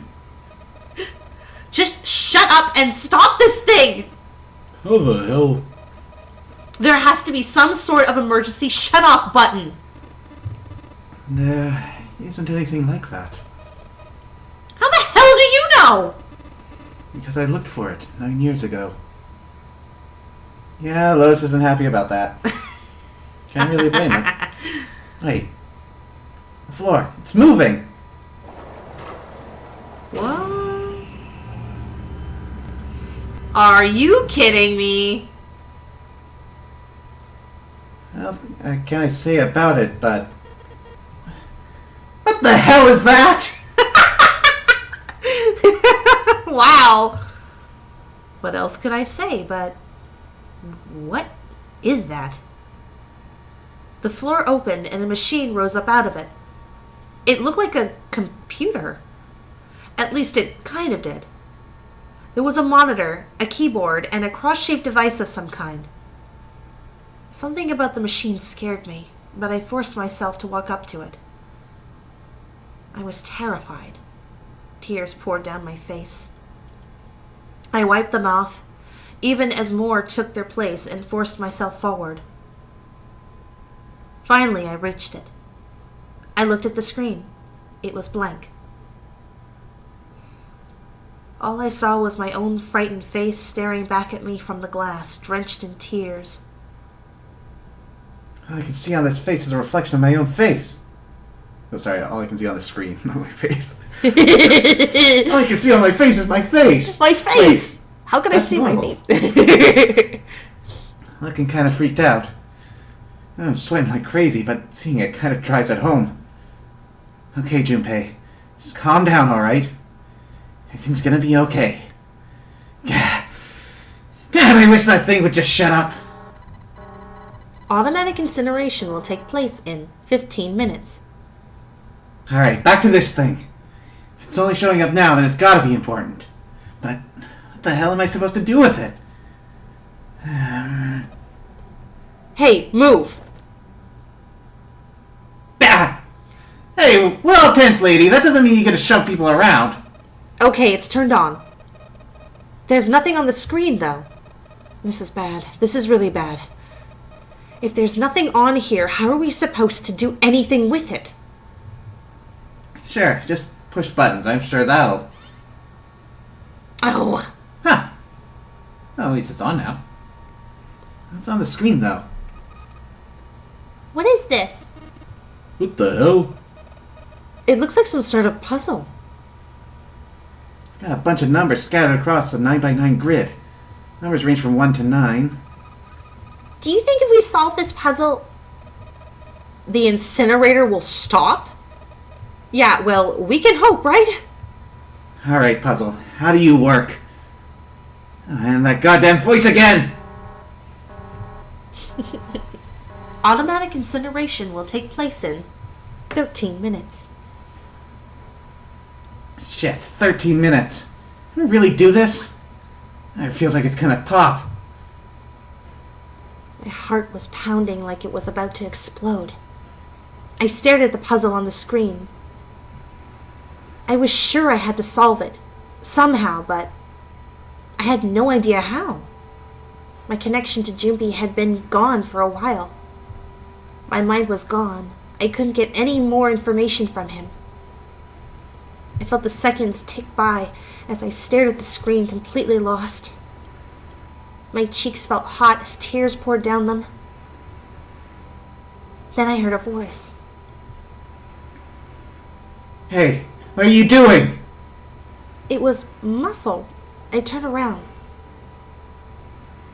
I pressed against the window, and the entry door was a face. A frightening, evil face. Wrong voice. What the hell? I am so confused now. It was Hongo. How long have you been watching me? I don't know what to do! That's Sorry. Hongo speaking. What? I don't know what to do! Oh, sorry. He's mocking. Oh, okay, sorry. I don't know what to do. He was yelling, but his voice was still muffled. It's simple, really, but I suppose I might as well tell you. Just solve the puzzle on the machine. His laughter was muffled by the door, but it still tore my heart like claws of a vicious monster. I bit my lip and glared at Hongo, struggling to hold back hot tears. You're a terrible person! I hate you! Oh my! How could you call a gentleman such as myself a terrible person? That's not very nice. I'm quite fair. I didn't use tricks or dirty play. That is bullshit. You see? I've even left you a way out. A way out? Didn't you hear me? All you have to do is solve that puzzle. Do that and you can stop the incinerator. What's the point of stopping it? You'll only capture me and make me do this all over again! I'm not gonna listen to you! If you're just gonna throw me back in here, I might as well just die now! My goodness. Haven't you listened to anything I've said? I've told you I'm a fair man. If you solve the puzzle, the verification function of the red will activate. If this experiment is to deliver valid results, there must be a chance of success. If you succeed, you will escape. The verification function of the red. Then I remembered. Before Hongo left the room, he had scanned 2 bracelets onto the red. Ah, so you do remember. Right now, there are 2 numbers on the red. The first is 1, the second is 3. Say, Akane, what's your number? I looked down at my left hand. The face on my bracelet showed a 5. I ran to the door with the 9 on it. I grabbed the red, put my hand against the scanner panel.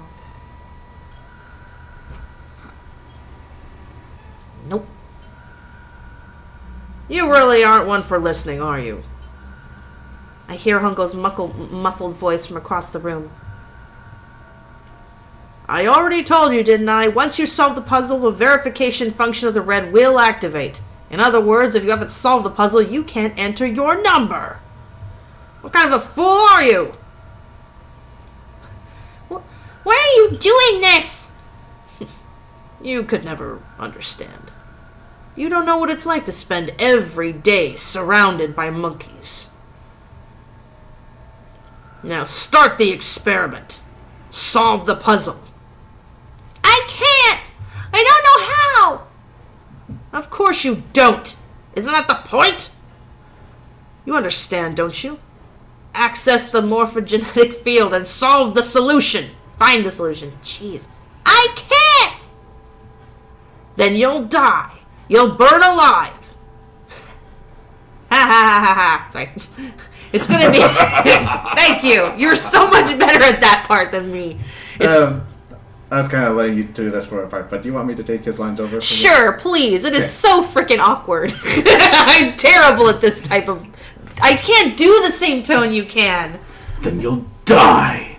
You'll burn alive.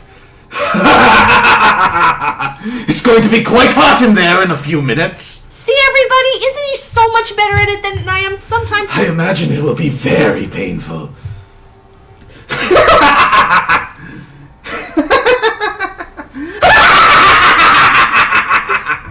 Wow, that was worth it. His horrible laugh echoed across the room, and even after his face disappeared from the window, I could still hear it. Automatic incineration will take place in 10 minutes.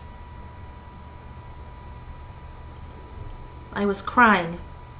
Great, gulping sobs broken by hiccups that shook my body. I was terrified. I could feel my fear pressing down on me like a tremendous weight. Somehow I forced my shaking legs to carry me back to the device. I stared at the empty monitor. I can't just... There's no way. I can't figure this out. What was I gonna do? I didn't know. I didn't know where to start. Fear scattered my thoughts, and all I could think of was how I was going to die. My palms were sweating, and my blood was boiling in my veins. It was hot, so hot. I couldn't breathe. I felt dizzy. My heart roared in my chest as if it would pound itself into pieces.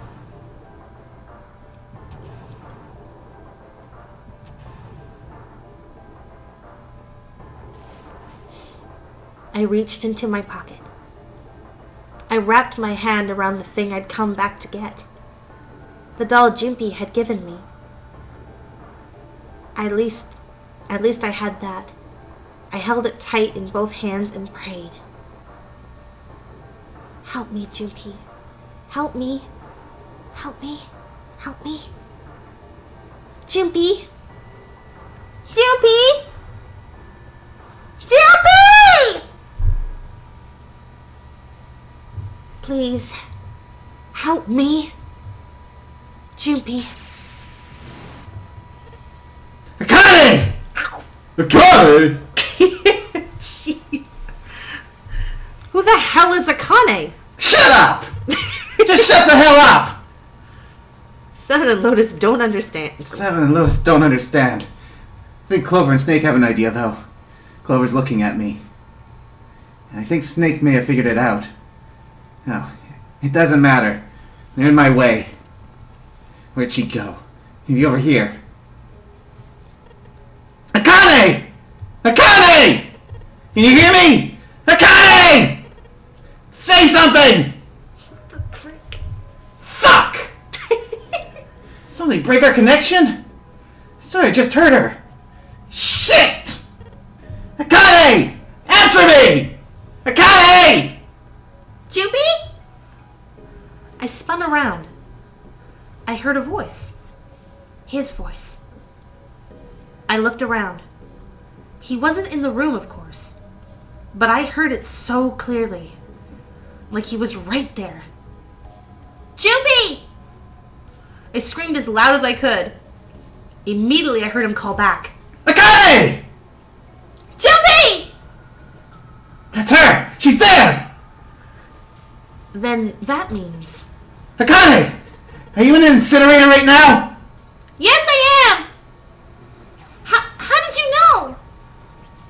I understand what Santa meant. Right. There's only one way to help her. You were brought here to help my sister. To save Akane. I think I get it now. Automatic incineration will take place in 7 minutes. Junpei! We don't have time! As quickly as I could, I told them that I had to solve the puzzle in order to stop the incinerator. Got it! And I do. I get everything now. At last, I finally understand what all of this means. I know why the Nonary game was held today. I know why we were kidnapped and brought here. It was all for this moment. All of this was planned out to lead to this one moment. Oh my god. This is insane! I can't believe it! There's only one possible answer. June is...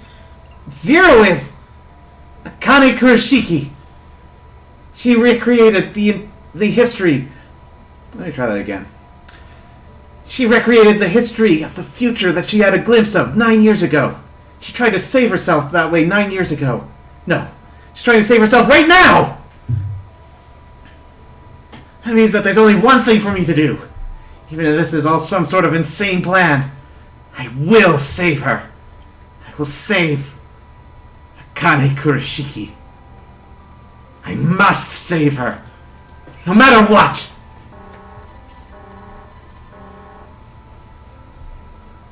Automatic incineration will take place in 6 minutes. Junpei! Yeah, I know! Just hang on, alright? I promise I'll get you out of there. I'm not gonna let you die! I promise! So don't worry, alright? Just give me a few minutes. Okay? Okay. My voice shook as I answered. It was hot in the room. I felt like my heart was on fire. 6 minutes or not, my heart burned with my feelings for him. Alright. Time to get to work, Junpei. Snake talking to them about something? Whatever, it doesn't matter. Get out of my way! Hey, what are you? Just trust me, okay? Sorry, Lotus. I didn't mean to snap, but there's a lot more at stake here than your pride. I'll apologize later, alright? Now, let's have a look at this thing. I've got numbers all over this grid. Now, if I'm looking at this right, I need to fill in all the empty squares with other numbers from 1 to 9. But I can't use the same two numbers in any horizontal or vertical row. The same has to go for the 3 by 3 square with the thick lines around them. That means I need to put different numbers in the horizontal and vertical rows, as well as the 3 by 3 spaces. I think that's the rule here. Alright, bring it on! I'm gonna do this on my own, with my own mind! I'm gonna solve this problem! Whee! And by your own mind, you mean the same mind that's been solving them recently. With us. Actually, I think now, of all times, would be an excellent opportunity for us to actually play as Junpei. Let's see.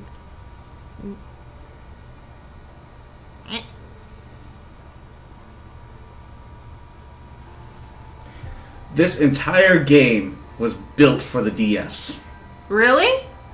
Everything that has happened on the top screen has been from Junpei's perspective. Oh. And everything that has happened on the bottom screen from Akane's. That's really cool. That includes all the narration.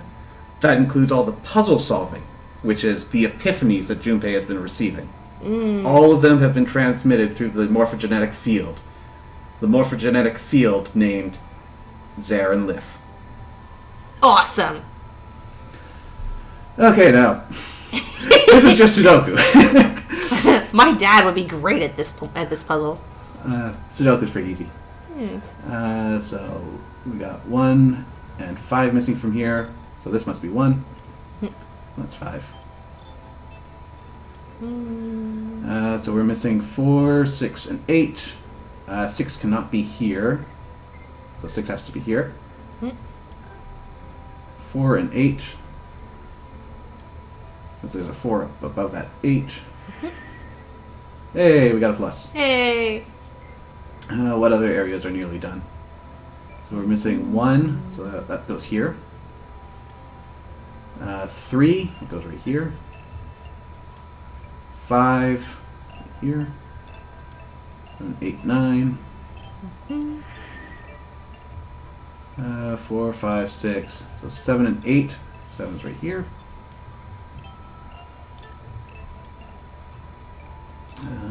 What else? 1. I don't have enough information for 1 here. 3. Not yet. 6. Not enough information. How about over here? 1, 2, 3 goes here. 4, 5, 6, 7, 8. 1, 2, 3. I told you your understanding of this game would be flipped on its head.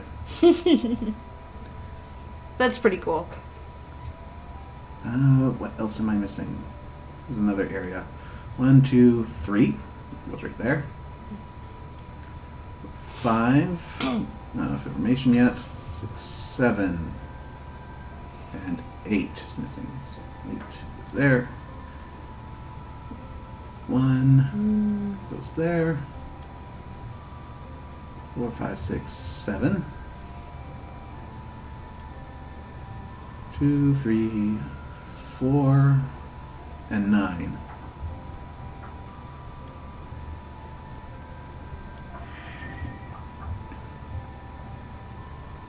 I think this was probably my introduction to Sudoku, really. Really? Huh. This has happened like really early on into my university career. And then I started taking up daily Sudokus from the newspaper. To the point that I got bored of them because it's such an easy puzzle. It engages your mind, but once you kind of learn a lot of the major tricks, it really becomes trivial to solve these. Oops, not 8. I say as I make a mistake. 3, 4, 5, 6. Just look for areas with small amounts of numbers and try to fill them in. You get so many clues. What's missing here? 1, 2, 3, 4. Not enough information for 4. 5, 6, 7, 9. Can't get anything there.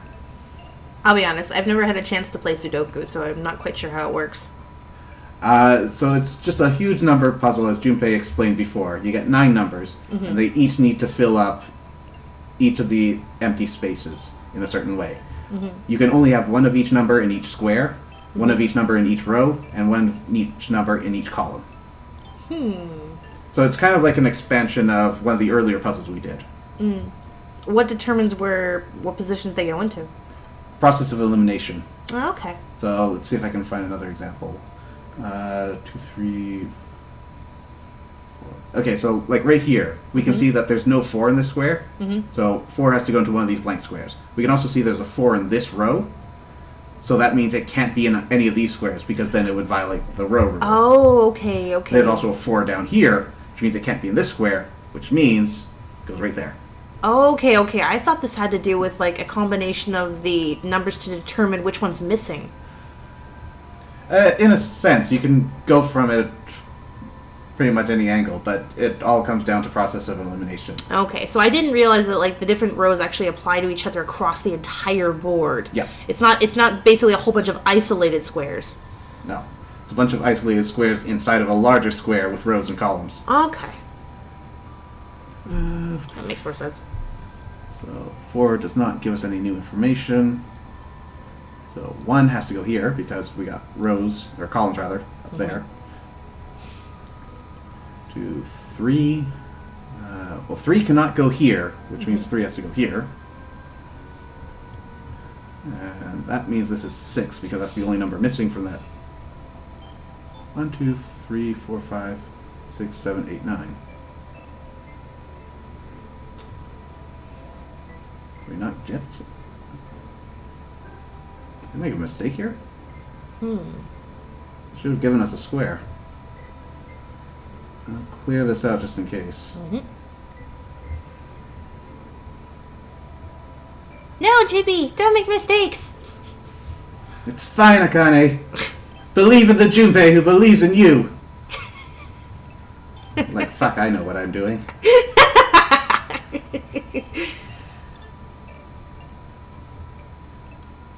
So that's definitely 6. 2, 3, 4, 5, 6, 7 is missing here. Hey, James, long time no see. Welcome to Hey! Sudoku. Yay! Just in time for the ending. You had 2 3s in the third row. Maybe that was the problem. Stream delay makes it a little hard to take advice live. So that's the 1, because that cross section is taken out. 2, 3. So 3 must be here. 4, 5, 6. So 7 and 8. So this must be 8, and that must be 7.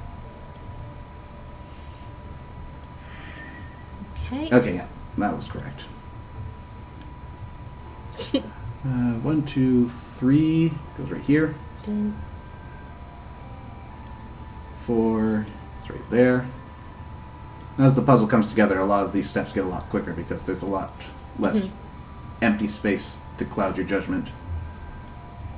1, 2, 3, 4, 5, 6, 7, 8, 9, 5.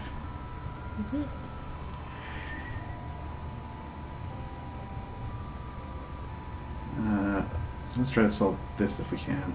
So we're missing 7. That's good. And 5. 1, 2, 3, 4 is missing. So it could go. Yeah, it has to go there. 6, 7, 8. 1, 2, 3, 4, 5 is missing. Okay, so 5 can't be here. 5 can't be here. 5 must be here. Okay. This is a 1 up here. 2, 3, 4, 5, 6, 7, 8, 9. 1, 2, 3, 4, 5, 6, 7. Whoops. Wait. Come back 9. No, 9. Okay. What's missing here? 6, 7, 8, 9. 2, 3, 4, 5, 6. And 1, 2, 3, 4, 5, 6, 7, 8, 9. There we go. 2 plus 4 plus 5 plus 7 plus 8. 11 plus 15. 26.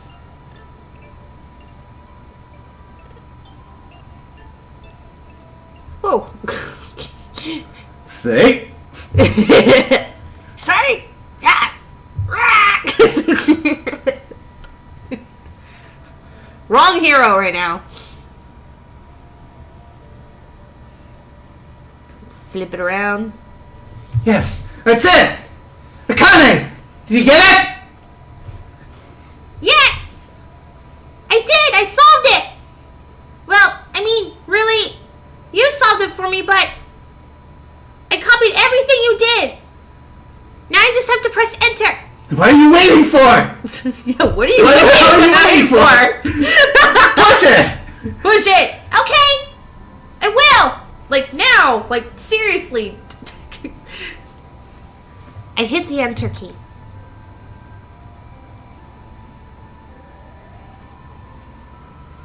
Emergency shutdown command has been acknowledged. Incineration system has been shut down.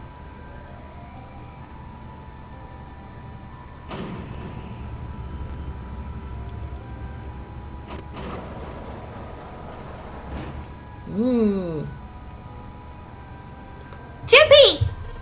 What's wrong? It worked! It worked! The incinerator shut down! It worked! Tears rolled down my face as I cried out to him, but they were very different sort of tears.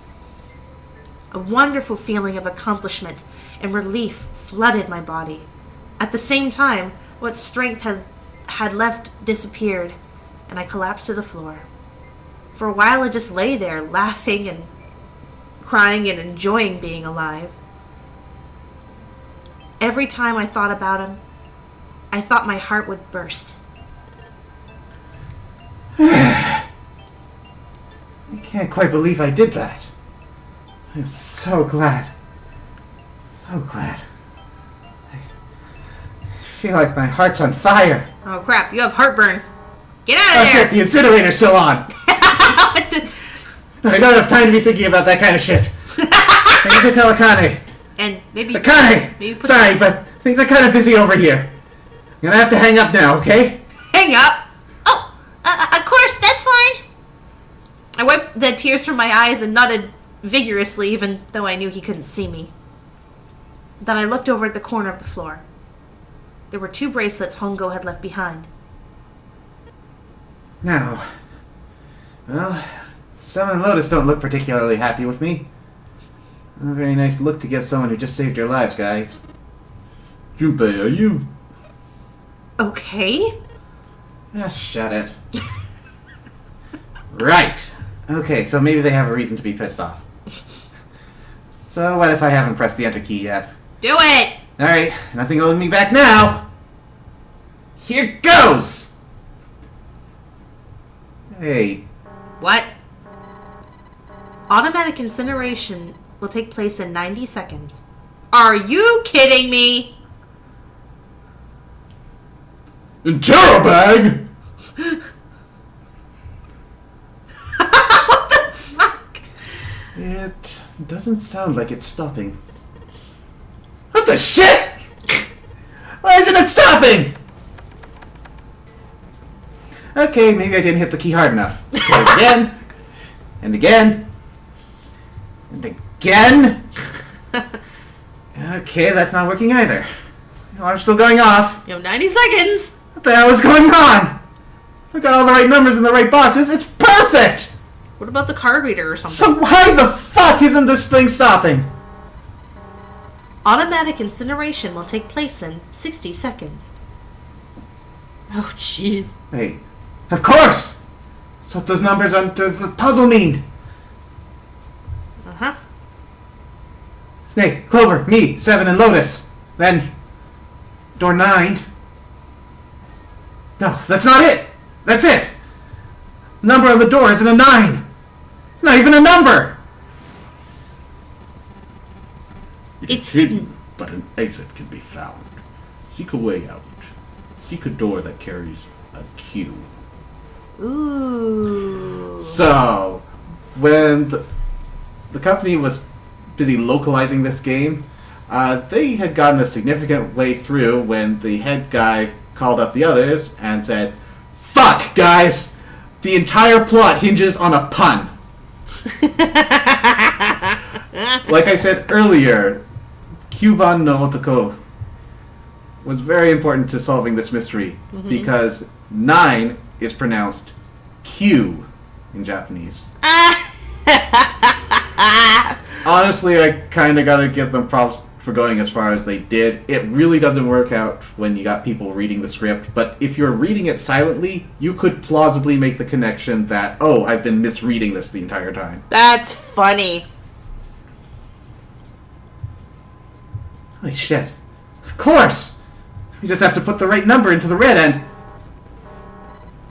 Automatic incineration will take place in 30 seconds. Run, guys! Get to the door! Run! Oh shit, oh shit, oh shit, oh shit! Don't have much time! And I sure hope they can just trust me on this one or we're all fucked! Alright, no time to explain, just go! Quick! Verify your numbers on the red! Verify? Now! Who? What combination? All of us! We all need to verify! Why? You really think this is a good time to ask questions? Just do it! Hurry, hurry, hurry, hurry, hurry! Automatic incineration will take place in 10 seconds. 9, 8, 7, 6, 5, 4, 3, 2.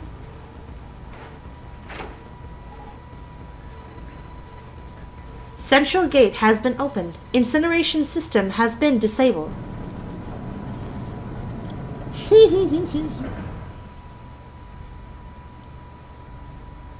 Oh, thank fucking Christ. No time to be happy. Time to go! Hurry! We've only got 9 seconds before the door closes. Go, go, go! Oh, guys, move it! Okay, they're all through. Move it, Junpei! Just in time. Whee.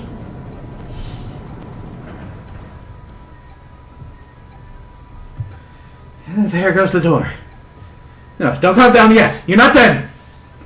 Still gotta find the dead. Where's the dead? Over there. Whew. Good thing you weren't wearing the other thing, Snake. Oh, jeez. I mean, good thing you didn't crush his arm. Yeah, crush his arm and put the other bracelet on it. Shit. Looks like we made it, huh?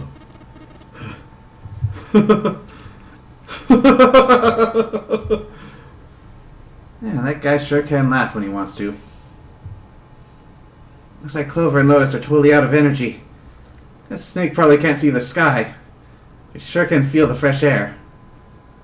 I just want to take a nap. Akane! Akane! Akane, can you hear me? So much for napping. I want to tell her we made it. I want to tell her how good I feel. But nothing.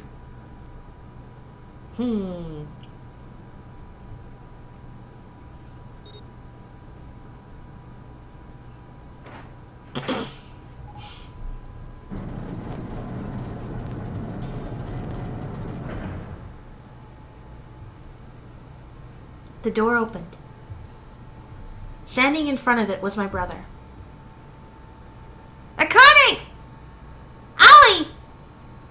I cried his name even though my voice was almost gone from screaming, and leapt into his arms.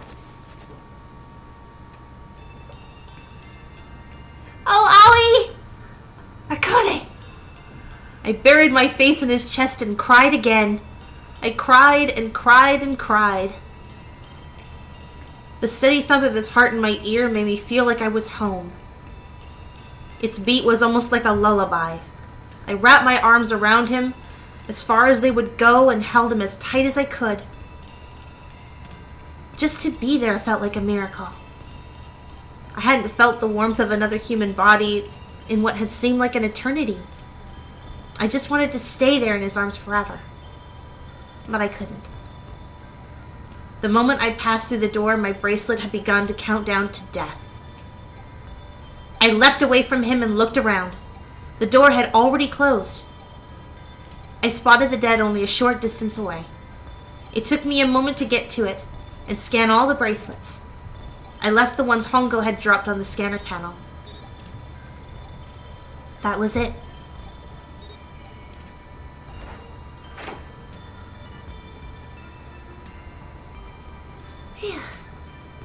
I took a deep breath and looked around again.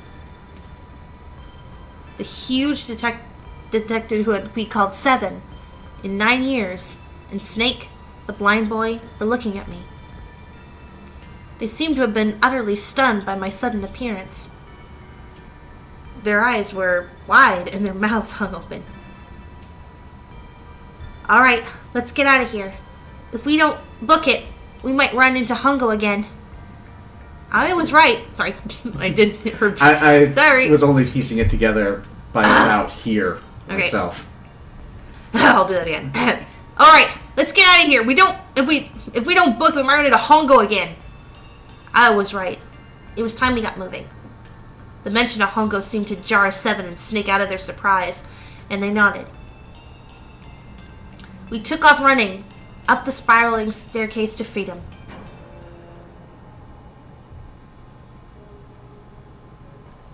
Up. Up, up, up, up! Yeah, these stairs go on forever. Forever. If they can get us out of here. No wonder we're running so hard. It's beating so hard I can barely hear. God, I can't wait to breathe real air again. Huh? 7 talking? Whee! Hey, Junpei, can I ask you something? What's up? The door, the one with the 9 on it. Why did it open? Yeah. All 5 of us verified our numbers on the red. That makes our digital route 8.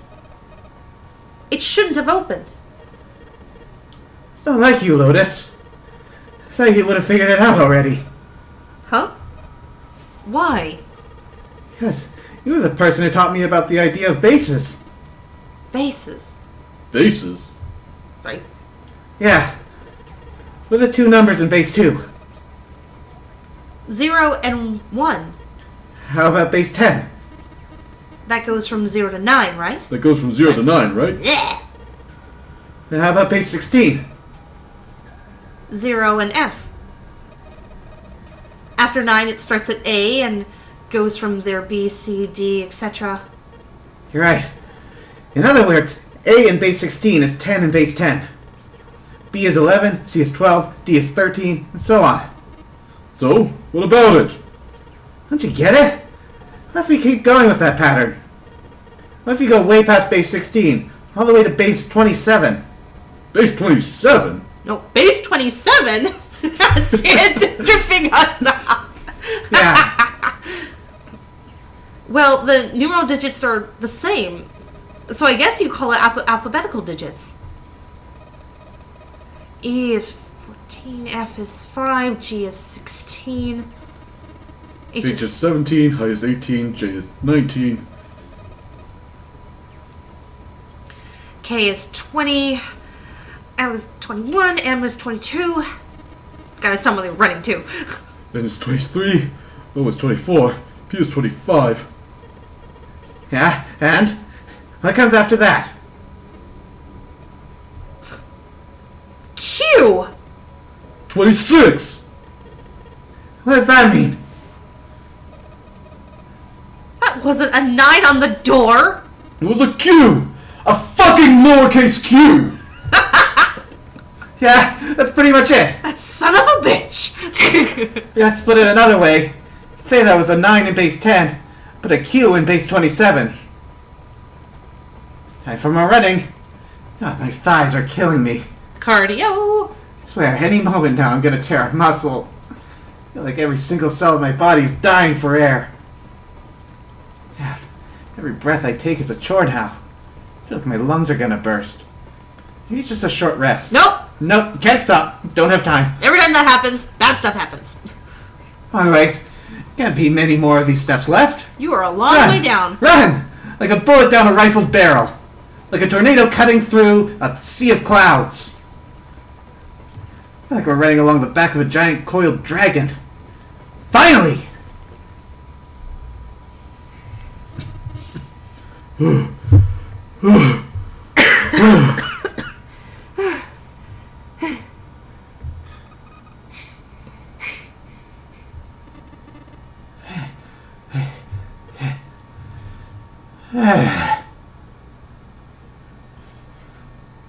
Jesus, I can barely breathe. No, Junpei, no time to rest. Pull yourself together. You're almost there. Alright. Gonna open it. Yeah. Yes. We're finally here. Please do. Sure, you look like a big heavy door. But you're the only thing standing between me and my freedom. But even more important than that, you're the only thing standing between me and Akane. You're gonna open, and you're gonna open now. Oh, this one was accommodating. It's like, no, you are not. I felt a hand on my shoulder. It was Aoi's. He gave it a small, reassuring squeeze. I was so happy, I felt like I could melt. My heart was at peace. And not only because my brother and I were back together again. Thanks to the huge detective, all 9 of us who had been kidnapped were finally able to escape the gigantic. On the distant horizon, we could see the faint outline of the ship as it sank. It gave a thunderous roar as it finally slipped beneath the waves. Its last cry echoed out across the ocean, and then it was gone. It's over, I whispered. It's over. Yeah. It was over. It was finally over. Or was it? Was it really? No, that was wrong. That wasn't it at all. I was sure of it. This wasn't the end. It was only the beginning. This was only a prologue to what would happen in 9 years.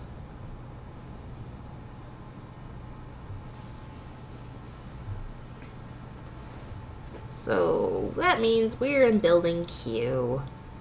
Yes! Finally! There! Ah! Oh, that sun is bright. I can barely see anything. Gotta admit, this doesn't look quite like... Wait. No way. Oh, yes. You have gotta be shitting me. What? Can't be. This is...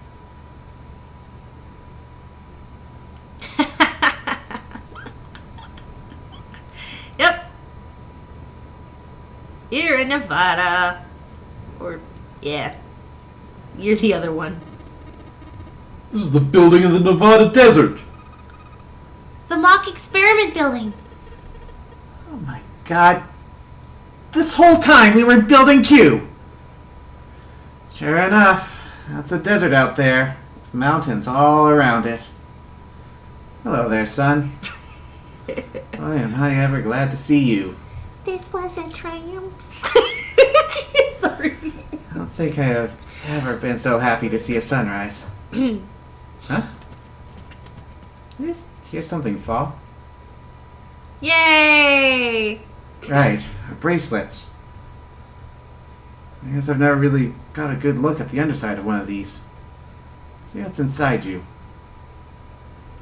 It's a little electronic chip, like in an ATM card. That's it. It's nothing else. Nothing that even looks like a detonator. There was never a detonator to begin with. Figures. Kane. Jimpy. Yes, I must be pretty crazy about the girl if I think I'm hearing her voice in the wind.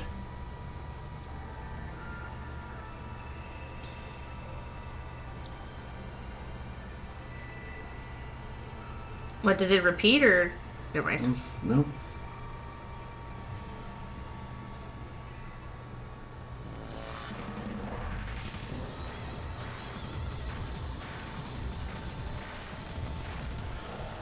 Oh boy.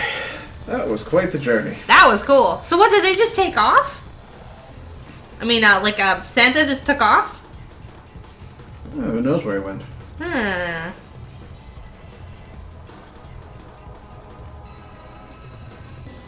There's a QA tester named Mary Sue. Cool!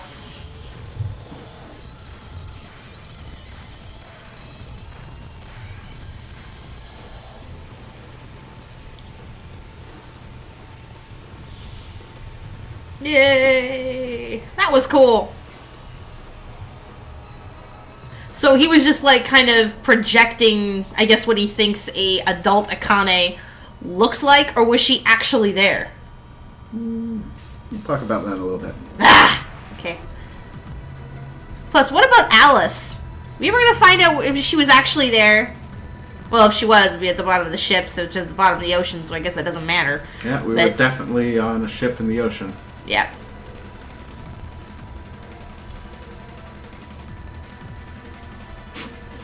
Oh man, messed up Junpei. I wonder, when he was like screaming and comforting Akane, everyone was going, who the hell is he talking to? You know, like if he was like projecting, they're like, he is real, this guy is really crazy. Especially since they wouldn't know June is Akane. Yeah.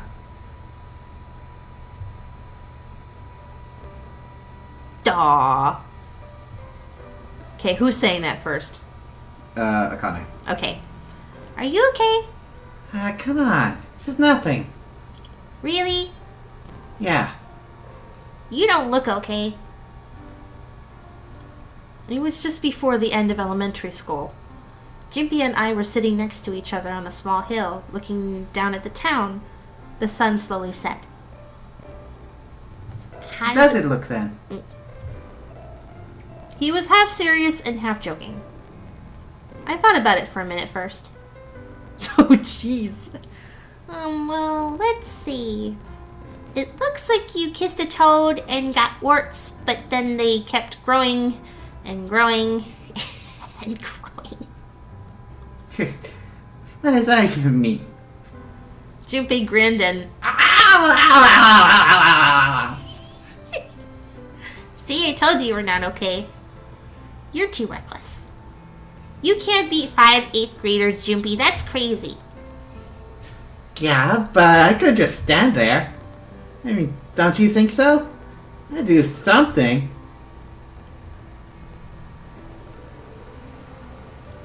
Look at the Nevada desert go past. Where'd you get a car? For an SUV, this thing has a pretty smooth ride. Sure is nice of someone to leave it for us outside the building. Keys in the ignition and gas in the tank. Oh, that is nice. Almost like it was a present, you know? Anyway, we jumped in, and now here we are, screaming across the desert. Melissa is over there in the passenger seat. Snake and Seven and I are all squeezed into the back seat here. I still can't believe we let her drive. Yoo-hoo! This is so fun! This is so awesome! Driving is so great when there's nothing around! And there's no speed limit! Hey, Clover! What's those bumps, alright? This guy jumps even a little, and I think I'm gonna get crushed to death! Hey, shut it! I can't help if I'm big, alright? Suck it up!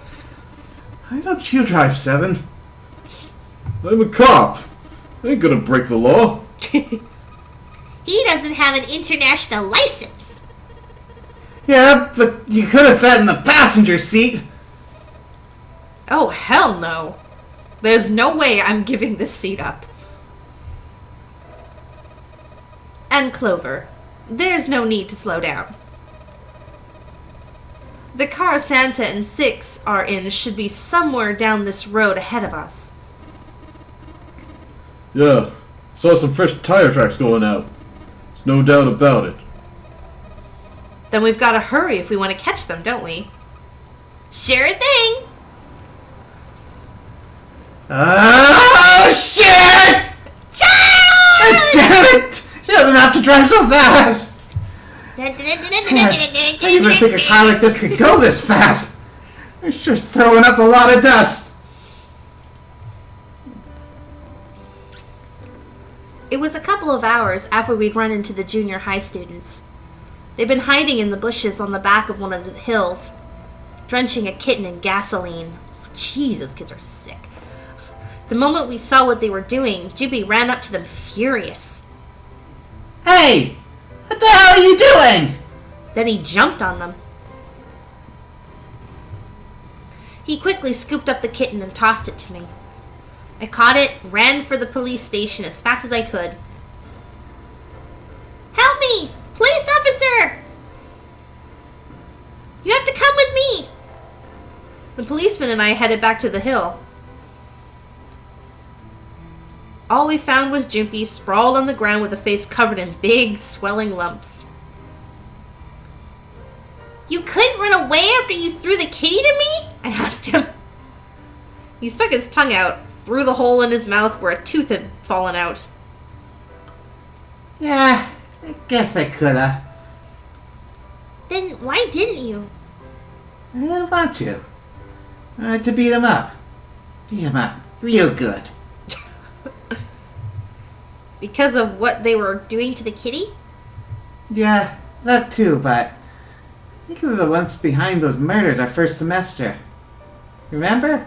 The hell is wrong with those 8th graders? Jeez. Oh, you mean the bunnies? Yeah, the bunnies. He plucked some grass from the ground and tossed it to the wind. They asked me what elementary school I was from, so I told them. And they said they'd do the same thing to you that they did to the rabbit. Ooh, jeez, what is Couldn't wrong with forgive them? them for that. So, Hey, there's still some stuff I don't get. Of course, they probably don't know any more than I do. Like Ace. I guess I should say Gentaro Hongo. Why did he create the Nonary project? Anybody? Any ideas? Why don't you ask him yourself? Oh yeah, I guess I could. Please tell me he's in the trunk. Yes! He's still in the trunk, I assume. Yeah, he is. Still tied up, I'm assuming, with his mouth taped shut. Good. Well, might as well have a little chat with the old man. Things just look empty. No emotion. Looks like he's just given up. I wonder if he even cares what happens to him anymore. Hey, were you listening to us? Yeah, go ahead and try to pretend you weren't, you old bastard. Let's get that tape off your mouth. He might bite you. Careful. Come on. I know you were. Answer me. Could at least look at me when you talk, man. I only wanted to see the faces. Human faces. I thought that if I could gain the ability to access the morphic field set, then perhaps I could see faces. By peering into people's minds, you could understand how they were processing the expressions of others. Ah. That's it? Yes, if you want to put it simply. But if you're looking for a more philosophical answer, I can supply that as well. You see, the human collective consciousness. I think that's enough out of you, pal. Time for the tape to go back on. Alright. So what's your second question? You said there were some things you didn't get, did you? Well, somebody's a little nosy. You said it out loud. Well, my next question doesn't really have anything to do with you two. Come on. This is for you, Seven. It's about the whole Alice thing. What's the deal with that? Oh. See, 9 years ago, after I escaped from the Gigantic, I kept going after Hongo on my own, hoping I'd catch him when he finally slipped up. During the course of my investigations, I learned a lot more about the Gigantic. I also found out about Gordain and Alice. You're not really answering my question. Is there actually a girl who wouldn't melt at room temperature?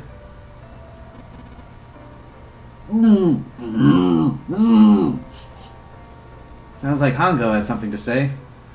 Alright, fine, I'll let you talk, but you gotta behave. What? Alice doesn't exist. 9 years ago, I found Alice's coffin behind the library on the bottom deck. And there was nothing in it but the root of a peculiar plant. Huh? My research determined that it was a member of the genus Mandragora, of the family Solanaceae. Mandragora? I was able to extract a particular alkaloid from it. I used that extract to create Soberil. Its creation was a tremendous boon to my firm, and we grew rapidly. Huh.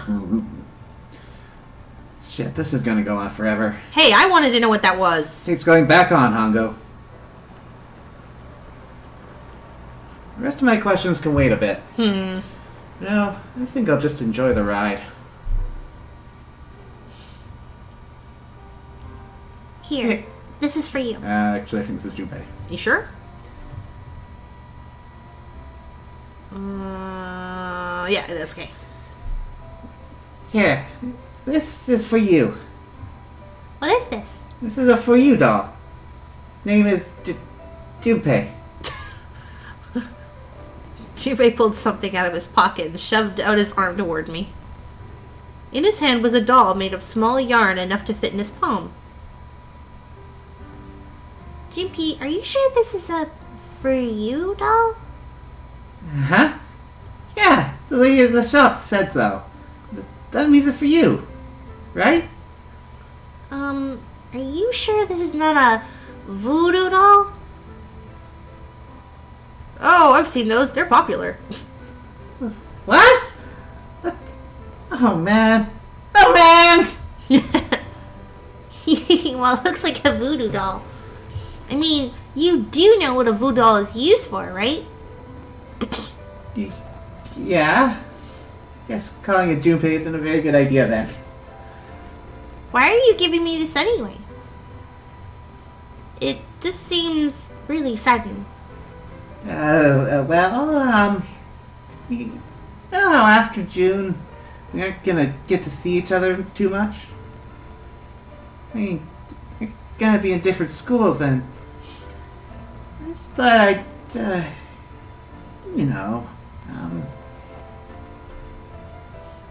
Oh. Okay, well, how about we call it June then? Okay. So I wanted to give this to you.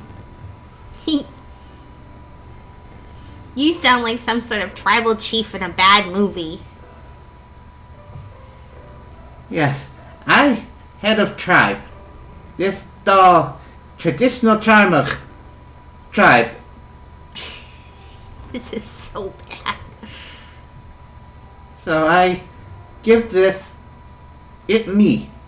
So we always together. Oh, Junpei. If something bad, then hold and pray. I go wherever you are. So here, take. I reached my hand out and picked up the doll gently. Thank you. Thank you so much, Junpei. Before I knew it, I was crying. Tears streamed down my face and fell onto Junpei's tiny yarn body. June's. Jeez. Ha! Why am I yarn and tiny? Well, they're doing this weird exchange of names anyway. It's completely tripped me up. Oh, Junpei, I'll never forget you. Promise. Junpei looked straight into my eyes and just said 5 words. Ellipses, ellipses, ellipses. Bloody Mary, Bloody Mary, Bloody. Oh. I'll never forget you either. The sky was beautiful crimson red as it melted down toward the horizon. The last golden rays of sunlight stretched out across the city and painted themselves across the hills. We sat, bathed in the warm light of evening. Just the two of us, leaning gently against one another, shoulder to shoulder. The sun set, and we still didn't leave. We watched in silence as the darkness deepened, and one by one the lights of the town began to flicker on.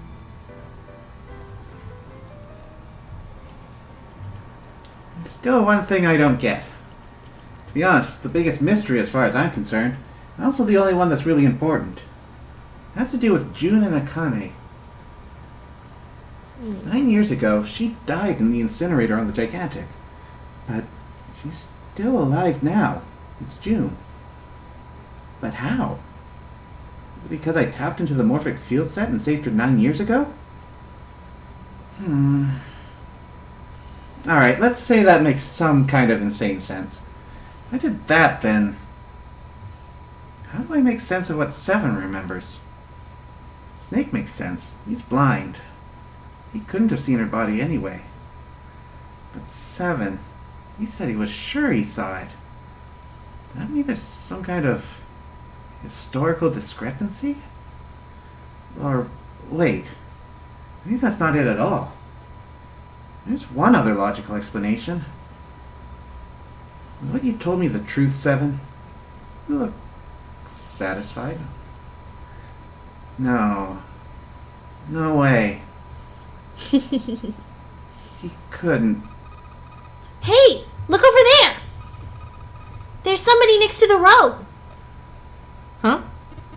What?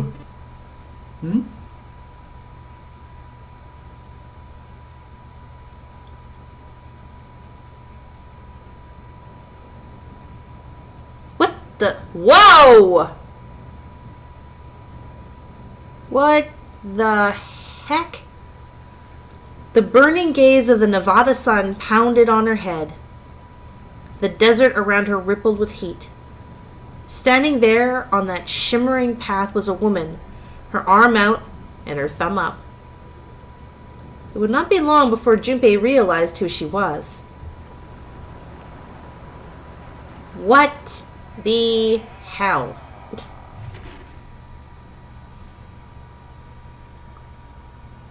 Okay. That's awesome. So confusing but awesome. What? You thought Alice was a red herring? No, but I'm still confused as to how she got out there, and then who placed that thing there as the other thing. It's confusing. True ending achieved. Cool. Alright, so let's just have this up so music doesn't happen. Questions and answers. So, you had them. Ask them. So the question obviously is, was Seven playing along, or are we going to have like some time travel shit going on, or time changing stuff? So, are you aware of the thought experiment of Schrodinger's cat? Yes. That's exactly what's happened here. There is one timeline of the, well, we'll say 15, it gets a little messy with the options you can take, that leads to Akane surviving the incinerator. And that's the one that leads all the way to Junpei getting to the number Q door. Letter Okay. Q. In every other instance, Akane could not possibly exist in that timeline. But she has to exist in order to set these events in motion. Yes. So we've got a huge paradox coming on here. Yeah. And now there's a couple of things that happen as a result of that. First of all, Seven's memory. Seven is very convinced that he remembers seeing Akane die. Unless you go towards the true ending, where suddenly he starts becoming unsure as you get closer and closer to saving Akane. Ah. Where things suddenly snap back to the reality where Akane did survive. So his memory is possibly changing. Mhm. Okay. The other thing is, you may have noticed that periodically Akane gets a fever. Yes, I noticed that. Other than the first instance you get when you meet her, she only comes up with those when you're headed down the wrong path. And what happens when you go down the wrong path? You die, or she dies. In the incinerator. In the incident. So that's one other thing I was wondering. I was wondering if maybe she was like projecting herself through time, because we're dealing with telepathy anyway. It would be interesting if, as long as she was resonating with Junpei, she's kind of resonating with how she died, and that's what induced all the fevers.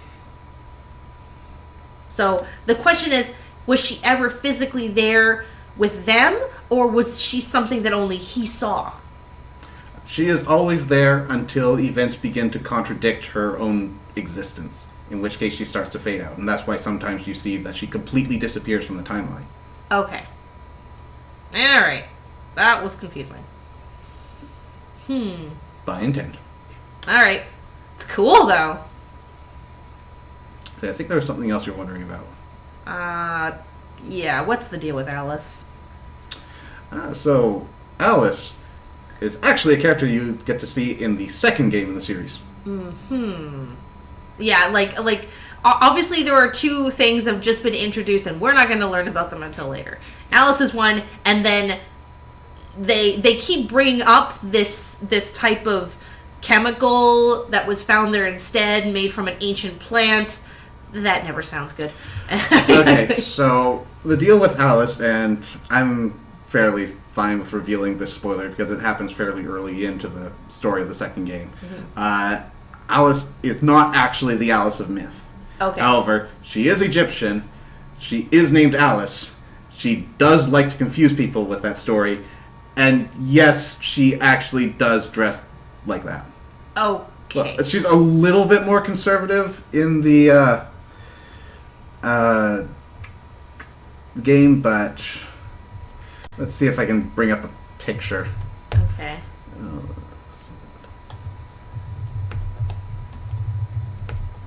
Zero.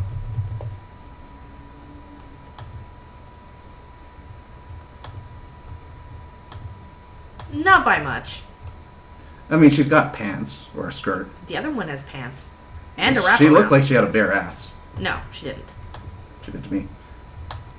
Also, I read a little bit about Lotus. She came out of a dance class, Yeah, she did. belly dancing class. So that doesn't actually mean that she wears that all the time. Absolutely not. It's just she happened to be in that scenario when she was captured. Yeah. But I mean, it turned heads. Yeah. Not to mention, looking at her shirt right now, if that is even a shirt, She doesn't have a shirt. no. Then I'm saying that, I'm sorry, Lotus is a little bit more conservative because at least it's a bra that wraps all the way around her body. And no one's saying that Lotus is less conservative.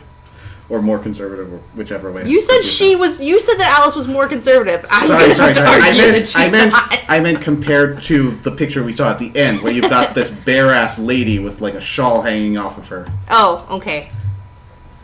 Not compared to Lotus. What was the other thing in there? We kind of missed out, I think, on Lotus's backstory. Now, I read about her, but are we going to learn about her official involvement in the next game? I think some of the stuff that you learn about Lotus was actually in Word of God. So learning that she actually had come out of a dance class, you could actually piece together that she had daughters Nona and Nenea, and they were involved in the first Nonary game. Yeah. Coincidentally, their names mean 9, Yeah. and I can't remember what her actual name is, but it's another number name, and she married another person with a number name. So when they had children, they combined their numbers to make 9. Okay. I thought that she was somehow actually involved in the experiment herself, but I must have misread that somewhere. Only tangentially in that her children were captured. Okay. So she was actually the one innocent bystander that, well, aside from Junpei. Well, the point is her involvement was different from the others, and that's why she doesn't understand what the hell's going on. Yeah, she is the least involved. She is not uninvolved, but she is definitely the least involved of the 9. Yeah. I know you had another question wrapped up in the last one, and I only answered one of them. I can't remember now.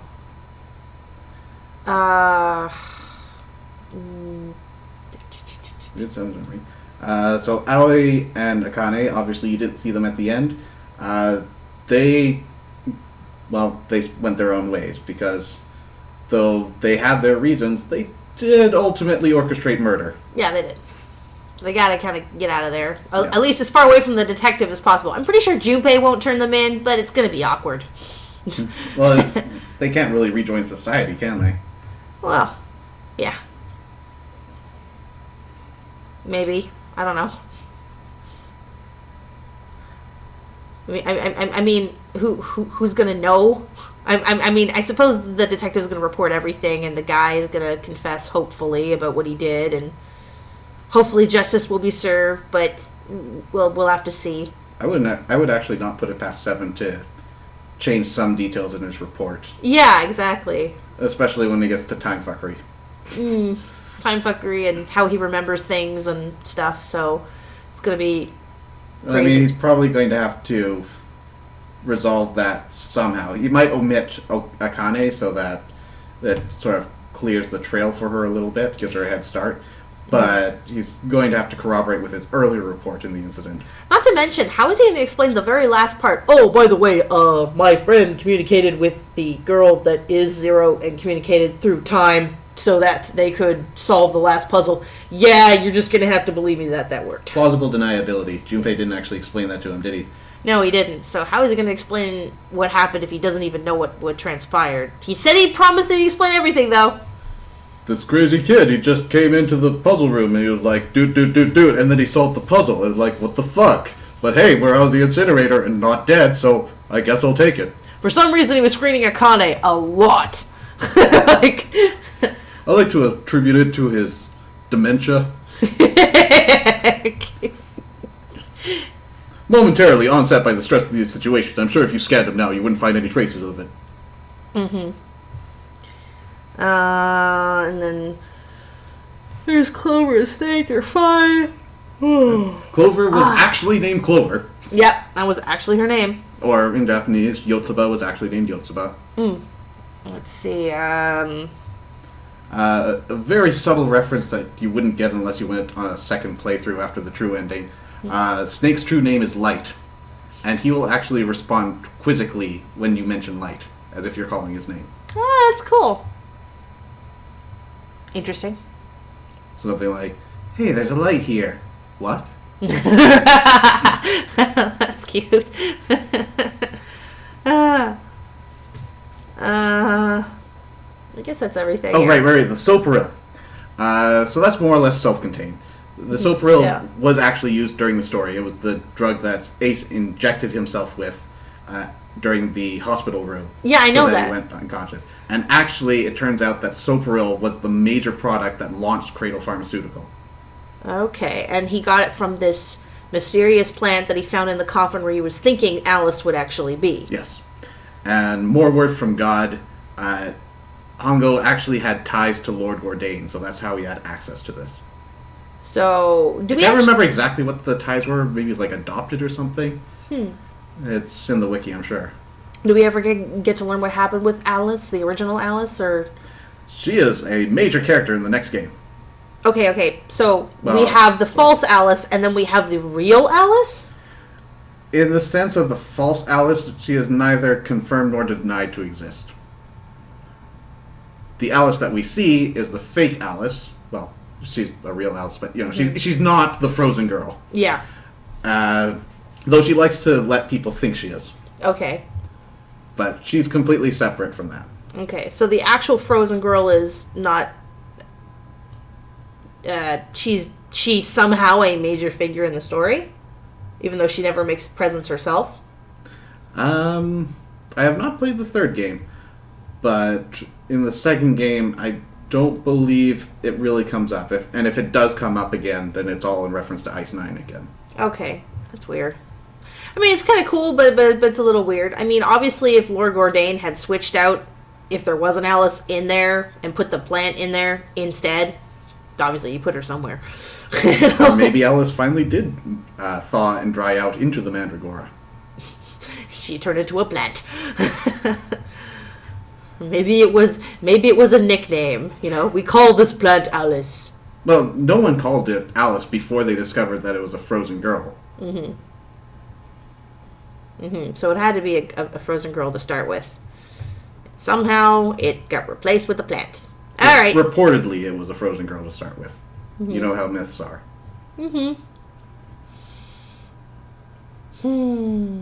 Well, that was a good game. It was. I hope everyone enjoyed that. It was super fun to go through this again. How long ago was your first playthrough?